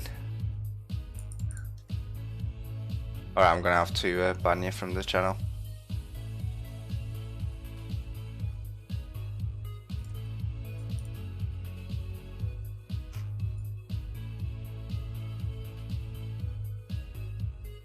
Yeah, just sell all the prisoners. Oh, let's see if I can find a traveler actually.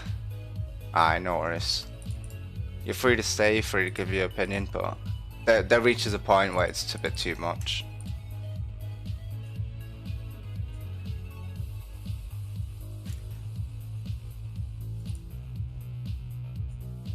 No worries.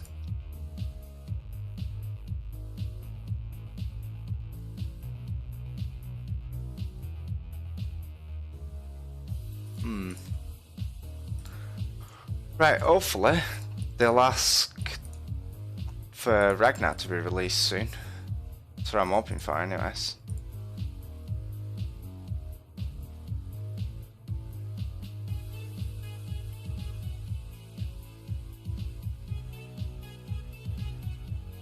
Still happy with Ragnar.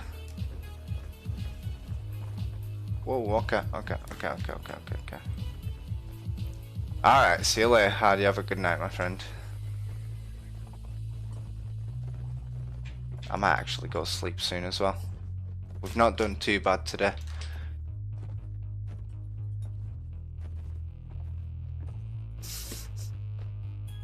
You're so dramatic, aren't you?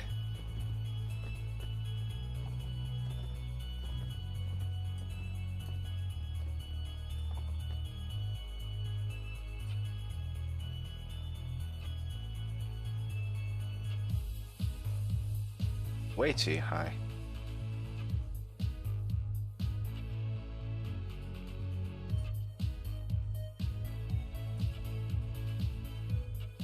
I'm gonna wait for them to climb down from the hill.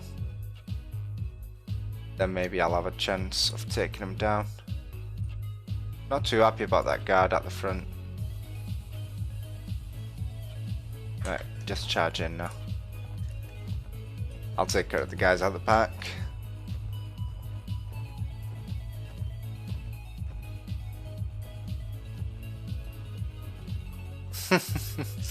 The reach on this weapon's ridiculous, man. And not in a good way.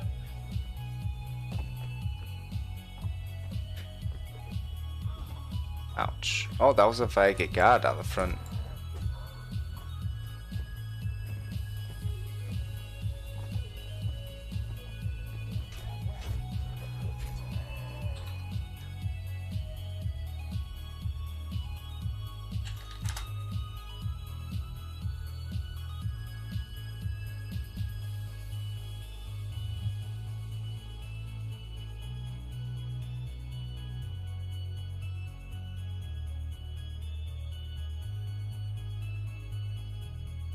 Wait 1 second.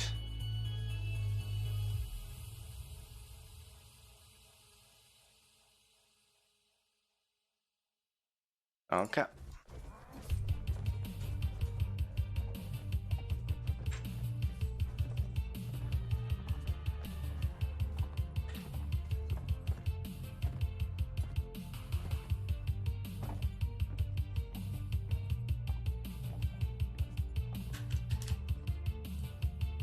Just one wounded. Nothing too bad, to be honest. And 2 dead. No, yeah, 2 dead, but it's the peasants.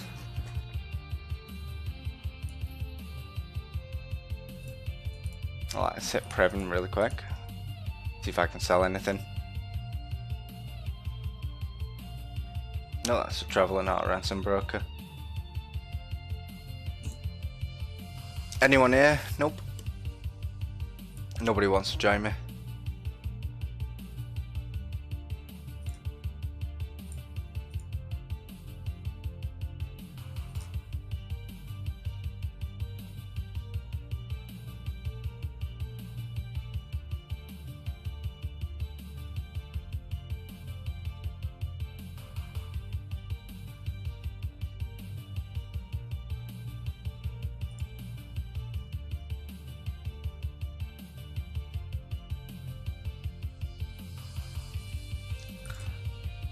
I really shouldn't have to moderate shit like this.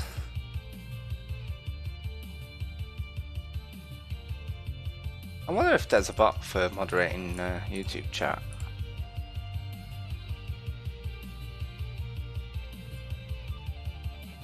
Free caravans. I love free caravans actually.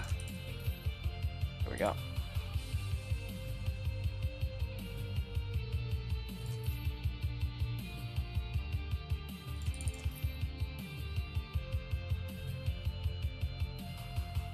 Can't say no to free money, can I?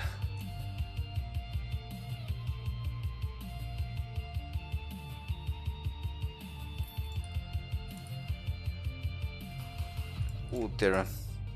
Buy the nods? Okay. So I'm assuming I can just jump in and wreck some face.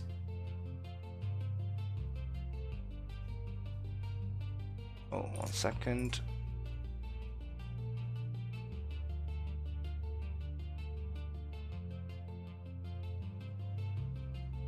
Yeah, they're running now. He's actually brave enough to come back. Okay.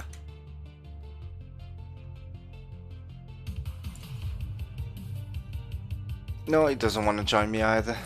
That's fine.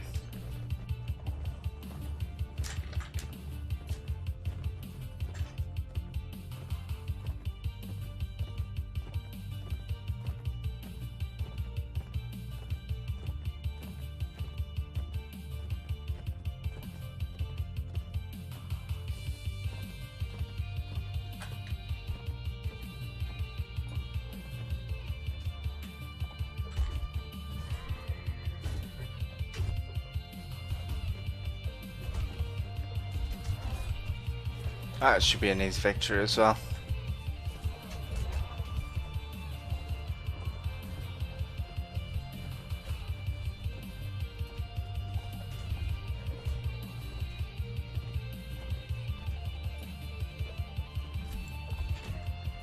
Even though I much prefer him to join my kingdom, he's happy with Ragnar apparently, so I think I just need to kill him another 100 times. And then he'll stop being so happy with Ragnar all the time.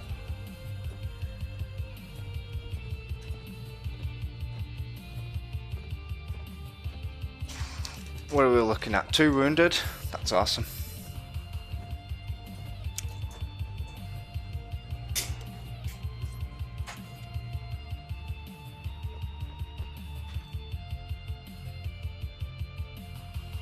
Right.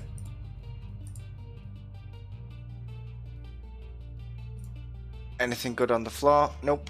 Always same bad crap.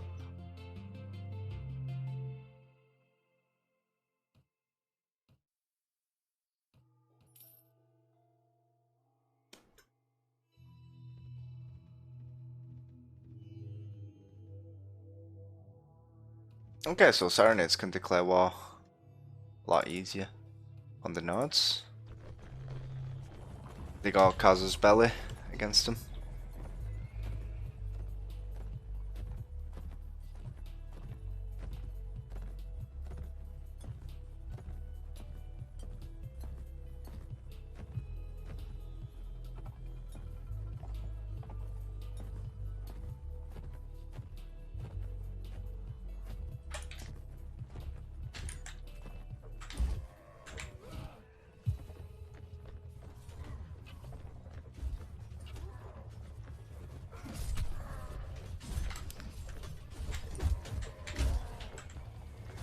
See if I can take a few prisoners back.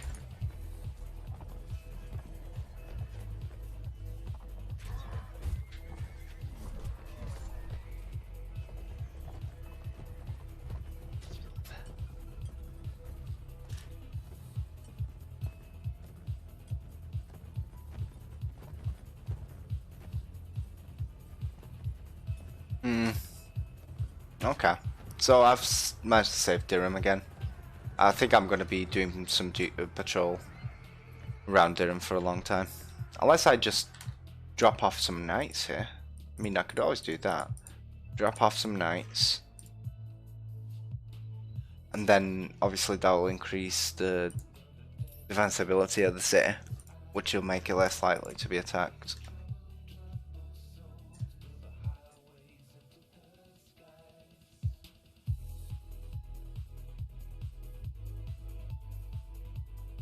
Let's go to the tavern really quick. Nope, nobody here. Yeah, I might just actually drop the knights. Do I want to do that though? Because it's going to cost me a lot of money to recruit them all back up. But I've got Ragnar in the bank, so assuming I can recover pretty quickly anyways.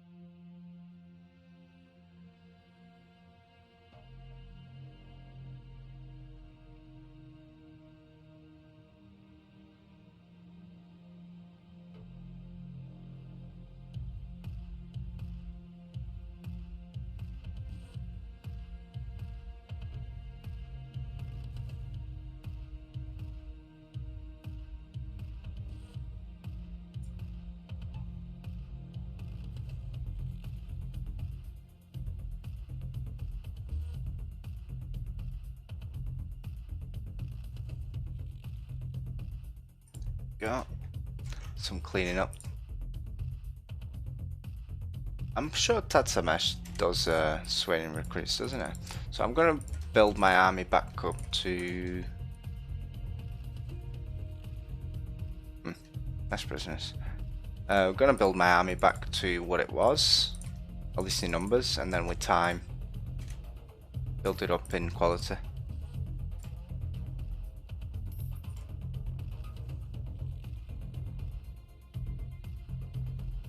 Harlaus is still stuck in there, which is good. There might not be Swedian Knights, but Vega Knights are pretty good as well.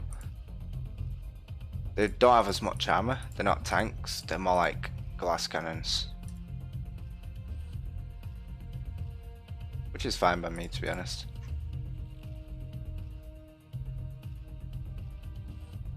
When you got the numbers, it doesn't really matter.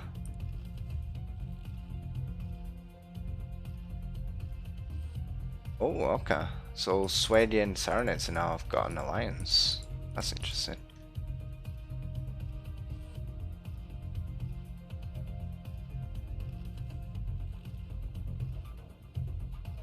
Let's go rebuild it really quick.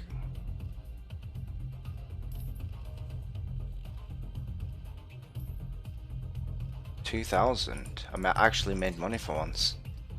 That's interesting. Yeah, if you pay me. There we go. Making the extra monies as well. Just one? Ouch.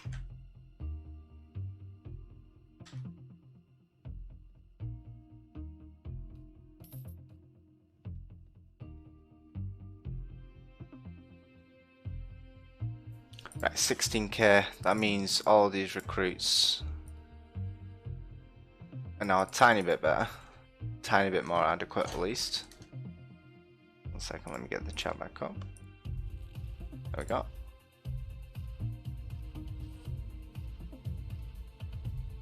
And I need the other chat as well. There's too many chats to handle.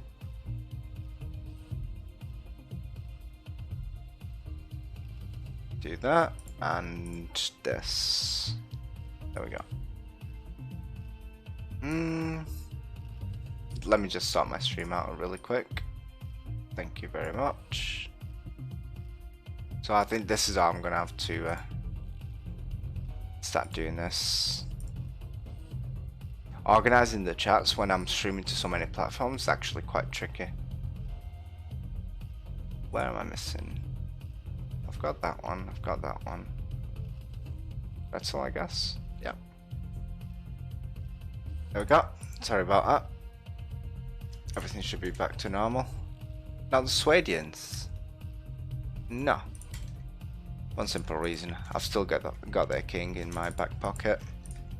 Till they pay for him. Not interested.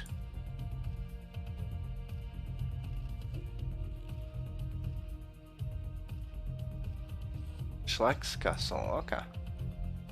I might go there. Say hi. God damn it.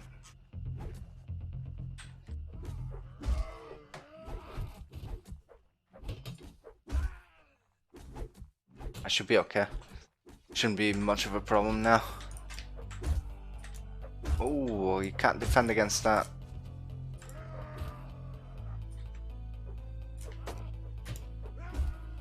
There we go. Dealt with.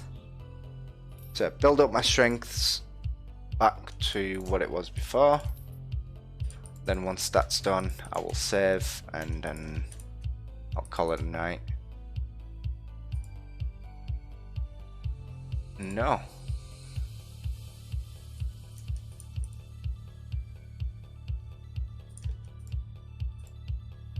Once you pay for Ragnar, for Harlaus, then we can talk. Till then, don't bother me. Basically. That's the message I'm trying to send across, but I don't think they get it.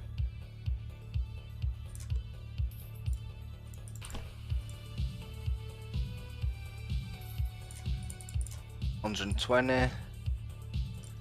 Still not big enough. The army's still not big enough. 21k to upgrade everyone. There we go. There we go. Costing me a lot of money though. But with again. Okay, fine, fine, fine.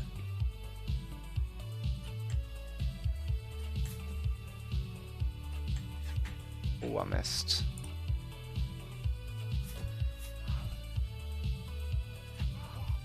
Okay, fine.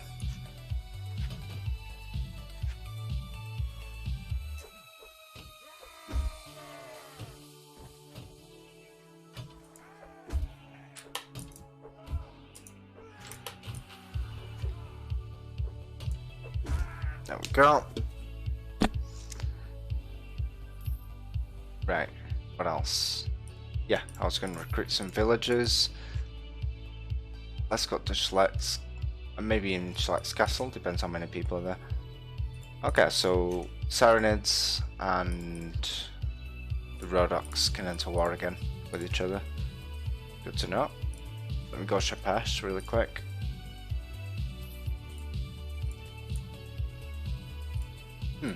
Interesting. Let's go Vezin. Oh, they hate me. They really do. No 24k. This way it starts getting really expensive to upgrade everyone. But I need it. Definitely need it. So I'll try and get the last recruits to be at least Sweden.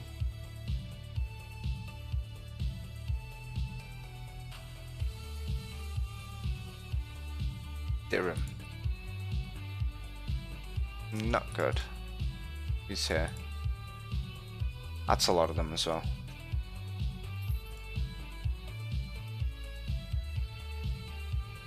I mean, don't get me wrong, they got balls.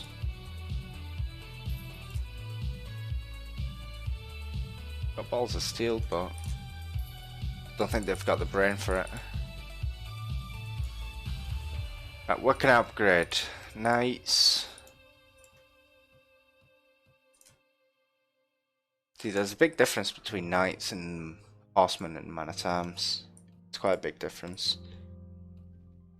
So while normally with my knights I'd go in and I could take them on, I don't think I can do that with man at arms.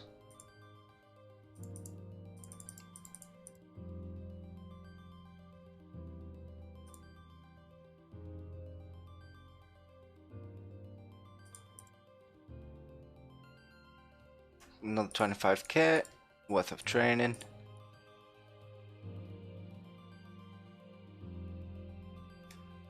I think this is the last night that I can actually hold off before they besiege it. I'm gonna wait a bit longer. Hopefully they change their mind. Yeah, to Durham now. Let me switch over to my siege gear, just in case. And I'm gonna wait for some time, and this might be the last siege. Nope.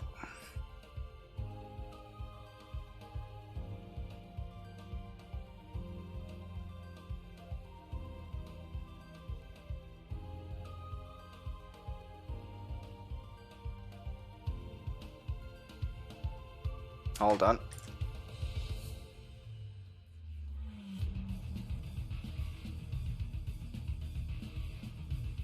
And they're still besieging it, okay. Honestly, it's just loads of bandits all the time.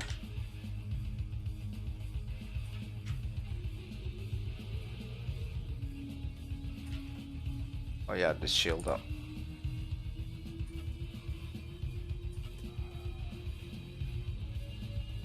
Come on, where's the rest of them? Oh, just 3? Find that insulting, actually. Used to getting like 4 or 5, at least. Okay, anyways. Wait for some time, see what they do. Got 26k in the bank, that's really good.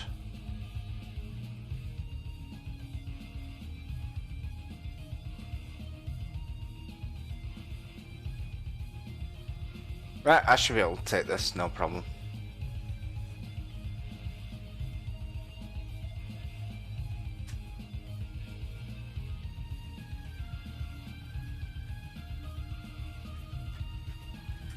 Not having archers is a big problem, actually.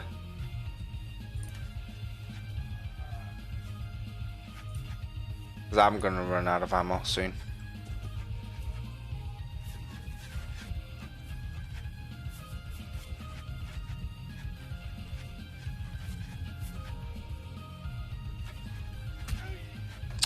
Alright.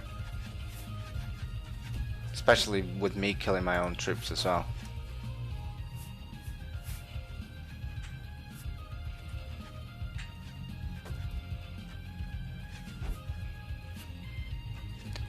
any troops that I can take out while I'm up here, their archers especially, it's a big bonus.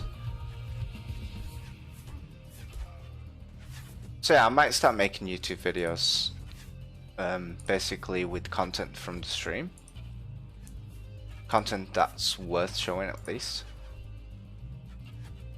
And basically I'll put in the topics that I think people like to watch.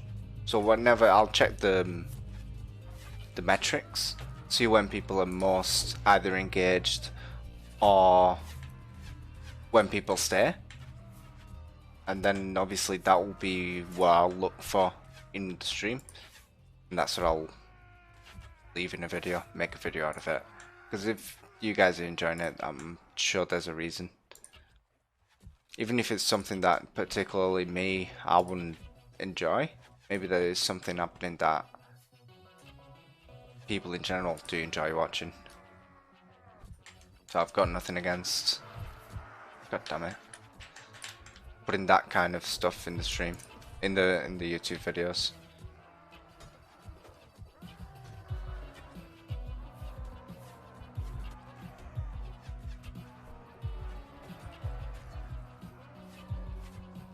Need to keep hitting the med shots, I think. And not my own troops, as I tend to do ever so often.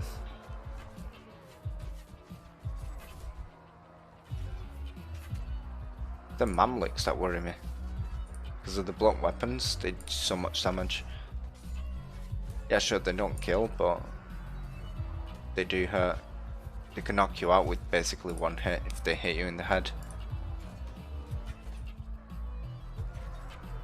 Which is not good for PR, if you think about it.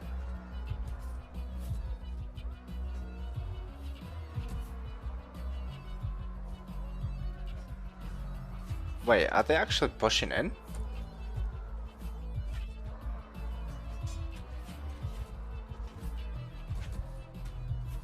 I think it's all of these elite troops that are doing the damage.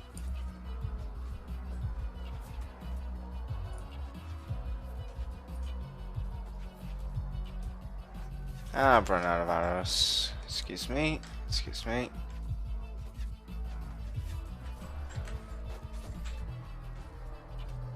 Yeah, so I need to target anything that's got a nice helmet on. It's my target. Hey, I leveled up. It's about time, actually.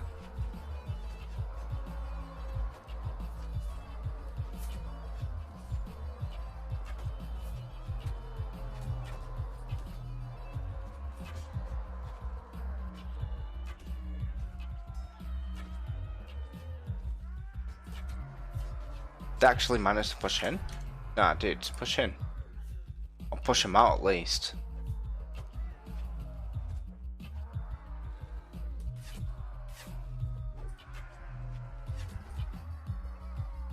Anything with an expensive helmet's getting a headshot. I don't get it. I was aiming at that Mamluk and just kept hitting everyone around him instead of the Mamluk itself. Look, there we go.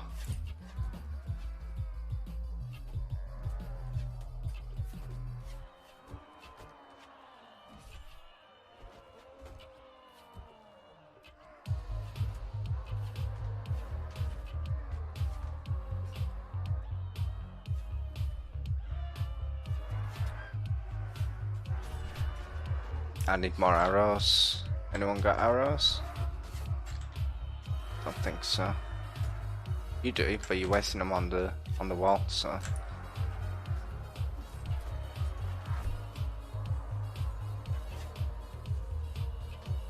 They got nice helmets.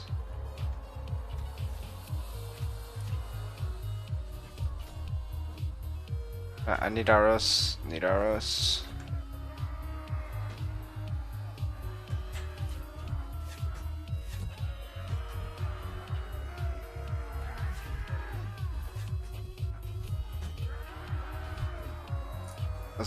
As long as I stay alive, I'm skewing the odds to our favour.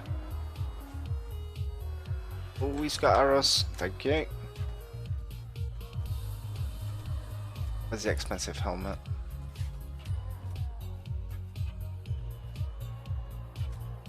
I don't see that many actually. I think the elite troops are dead now. I think that was their main elite troops.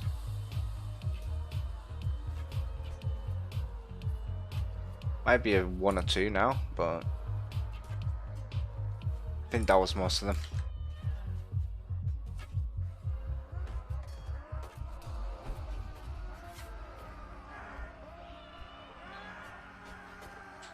I do wonder. Any of you have arrows on the floor? Yes, you do. Awesome. Excuse me.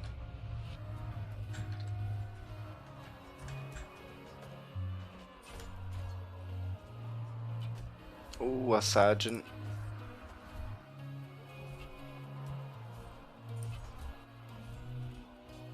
See a Mameluke there, but he's kinda on the other side.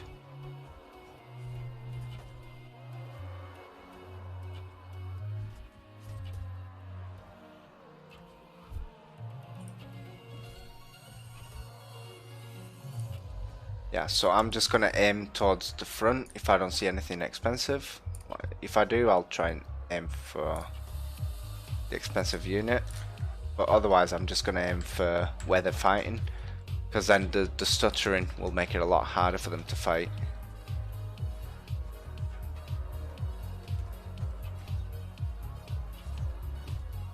Especially if I can take Mameluke outs as well, and Mamelukes out.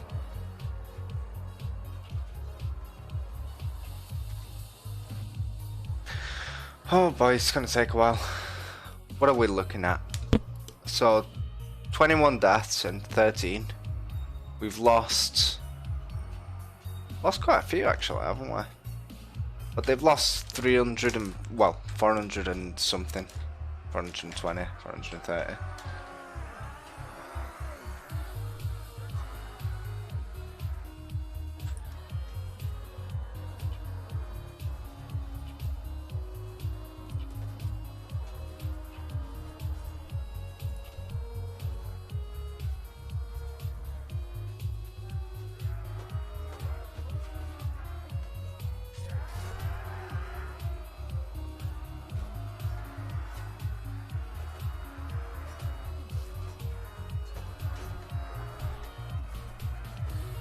Oh, arrows. Thank you. Thank you very much.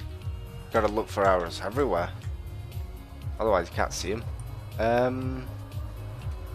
That's an expensive unit. It's at night. Okay.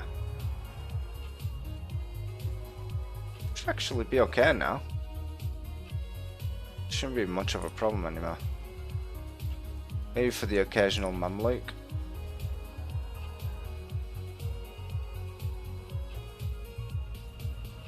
Nah, dude, I'm aiming at. Never mind.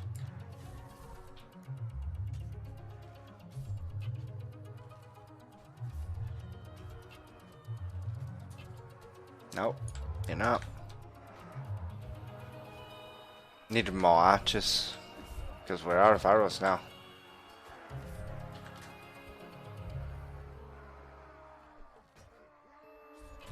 Right, you sit down. Because you've been annoying me for a while now. Because my arrows don't hit you. You sit down. You sit down. Sit. Oh, not you. You sit down.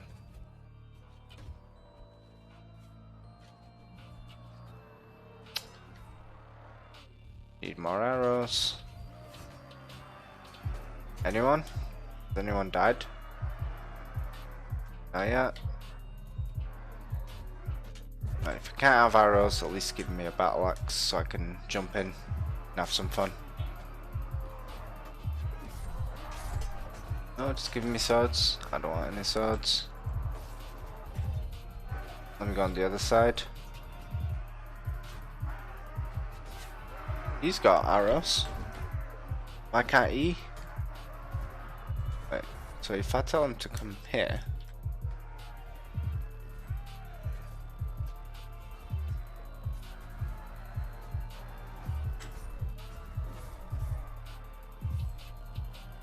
Please start taking them out, maybe?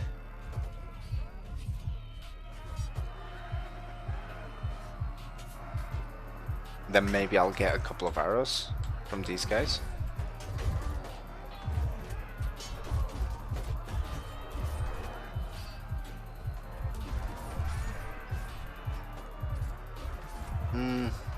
The Chevy's still alive. She's still kicking ass. Two-handed axe, yes please. I think that's the last wave as well, isn't it? Yeah, that must be the last wave. So 23 dead and 50 odd wounded.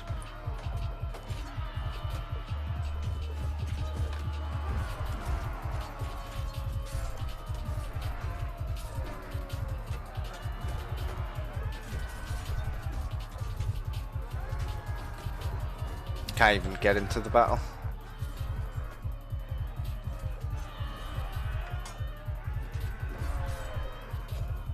But at least I know I'm gonna win this. We have lost a lot of troops though, don't get me wrong. But they've lost more than half. They've lost at least 600. 620.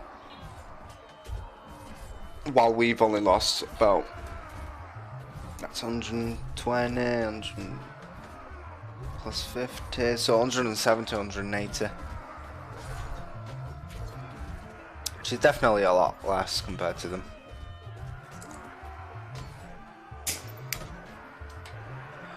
Awesome.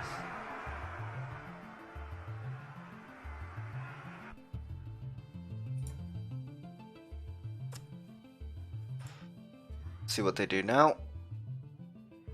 Hopefully if they split up, then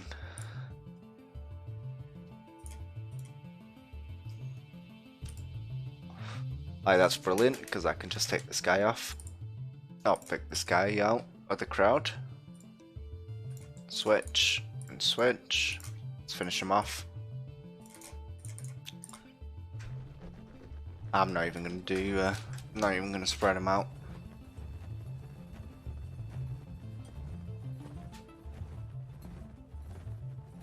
Yep, we're good.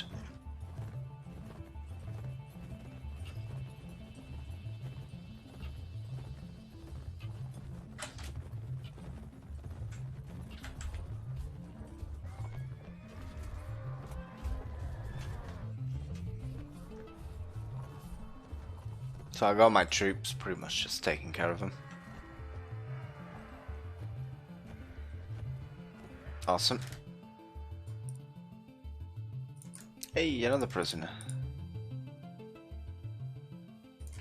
Yeah, I'll take these. I'll turn them into knights, 100%. Crap plate though.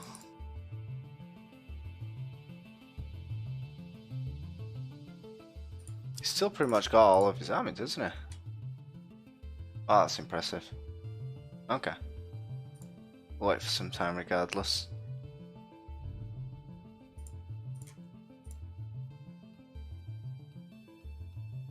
As we're going to need to understand we're busy here.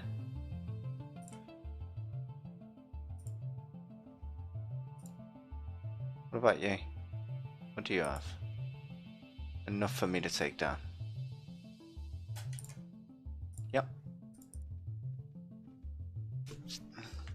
Yes, indeed we meet again. Another prisoner, basically.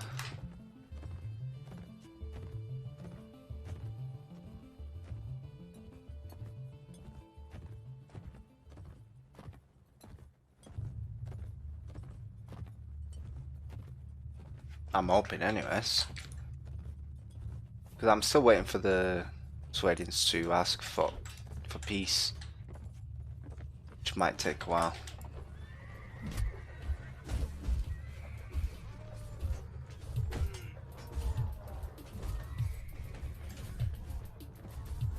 I mean, I don't want peace, I want them to ask for a ransom for our Laos, the king.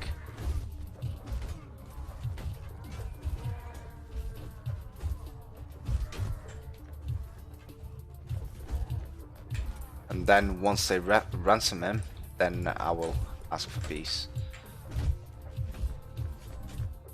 Losing a lot of troops, man. Are they really that strong? 4 dead. Ouch. Oh, that's why. My troops were told to hold. That decision. That decision was a mistake. I didn't mean to do that.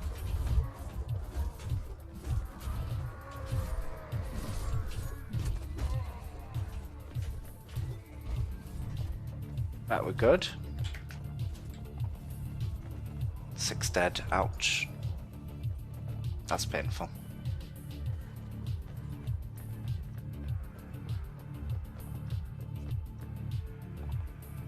Right, now are we good? Yes, sir. And I get another prisoner. And some Mamluks.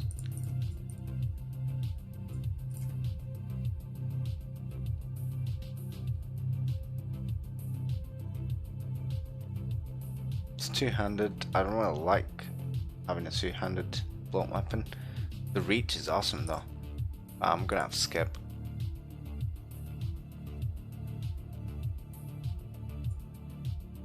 So I think they finally gave up as well. Which is always good news. Build by numbers back up.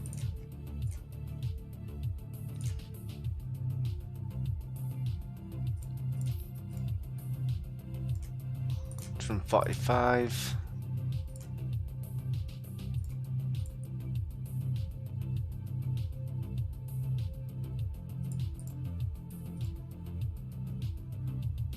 Yeah, you can take them. Certainly can take them. I'm gonna check up on our Laos. 19 strength.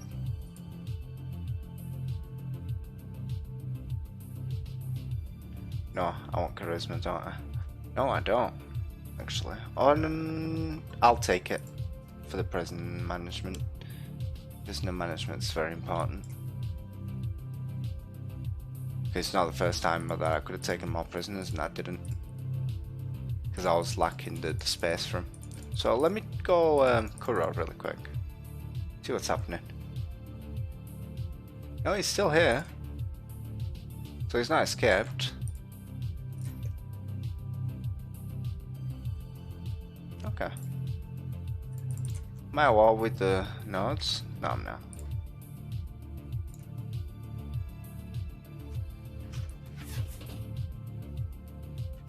Fighting in the clay pit.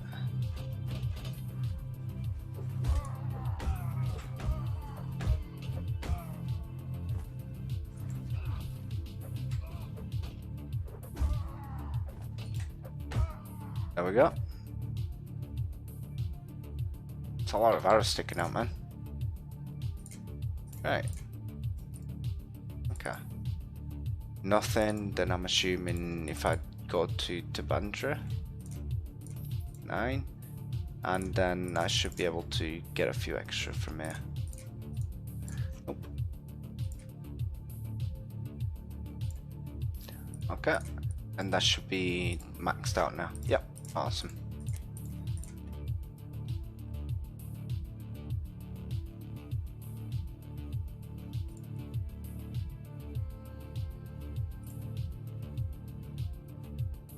$105 prisoners. Jesus Christ.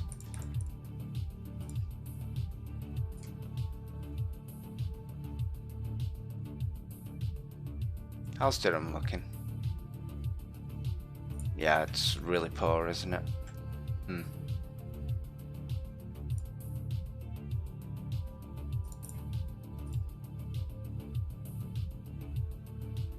How come I don't have a market here?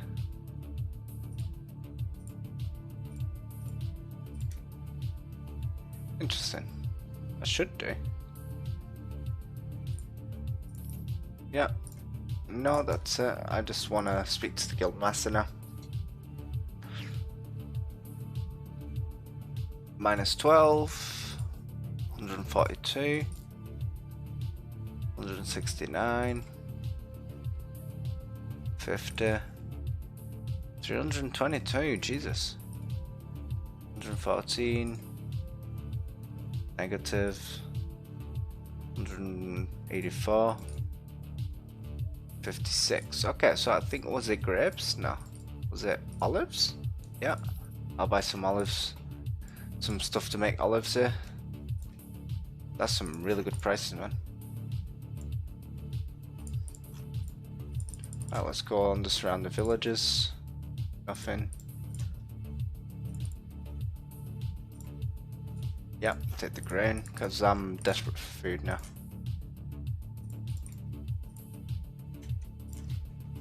Nope. Let's go Ravenden real quick.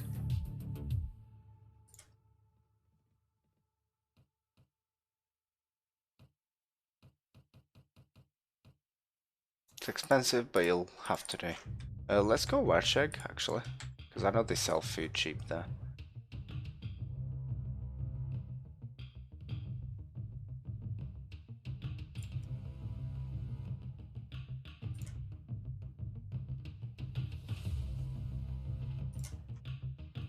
Yeah, really cheap fish. Everything else a bit expensive, but definitely worth taking the fish at least. Still waiting for them to rescue Harlaus. No, that's not the one I wanted. Unless they've got no money. Then it sounds like he's just gonna rot, isn't it?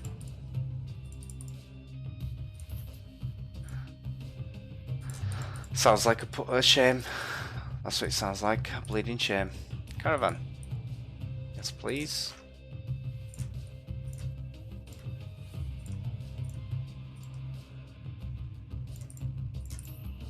Yep, pay into my treasury, because I'm poor now, again.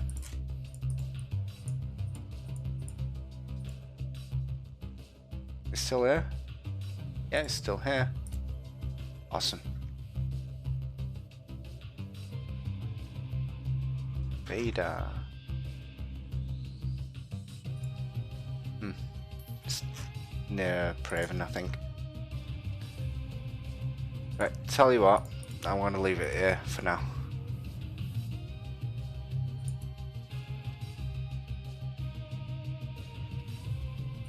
Let me check Praven actually, just in case there's someone that wants to join us.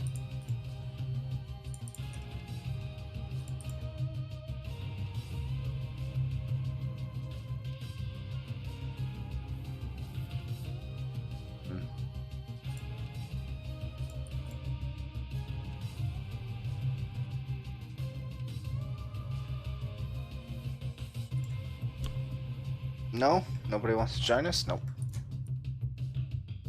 Food maybe? Maybe I can take some food. Yeah, we're good.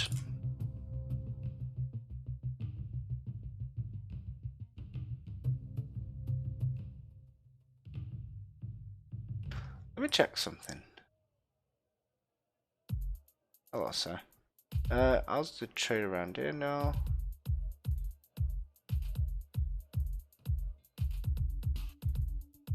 Jalcala. So Praven's second richest.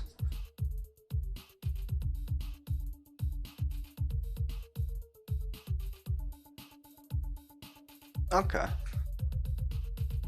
Yeah, I don't care about the rest. So Jalcala's the only one that actually is better. That's good to know. I'm gonna send over Borsha to make a alliance with the Rodox.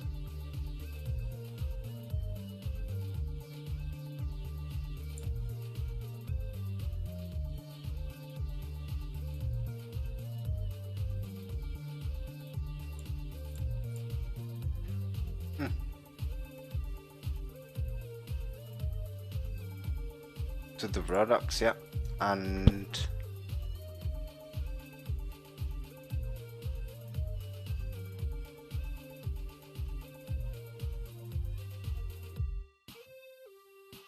okay, so I'm gonna actually squeeze some money out of them if possible.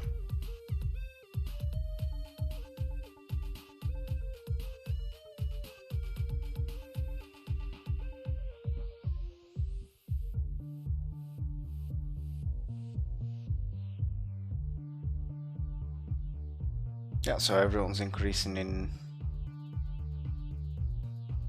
relation with me. Awesome. Let's see if I can squeeze some money out of these guys.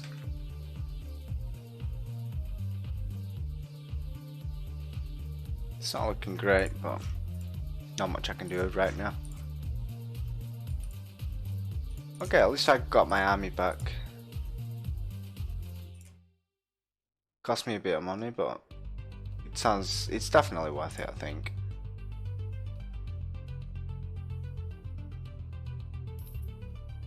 Wait for some time again.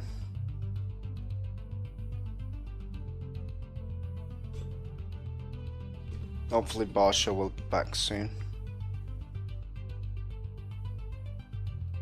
Okay. So yeah, he's not taken in. Right, okay. I'm gonna leave it here for now. And I'll be back tomorrow. Alright, thank you very much for watching the stream. I'll see you guys later.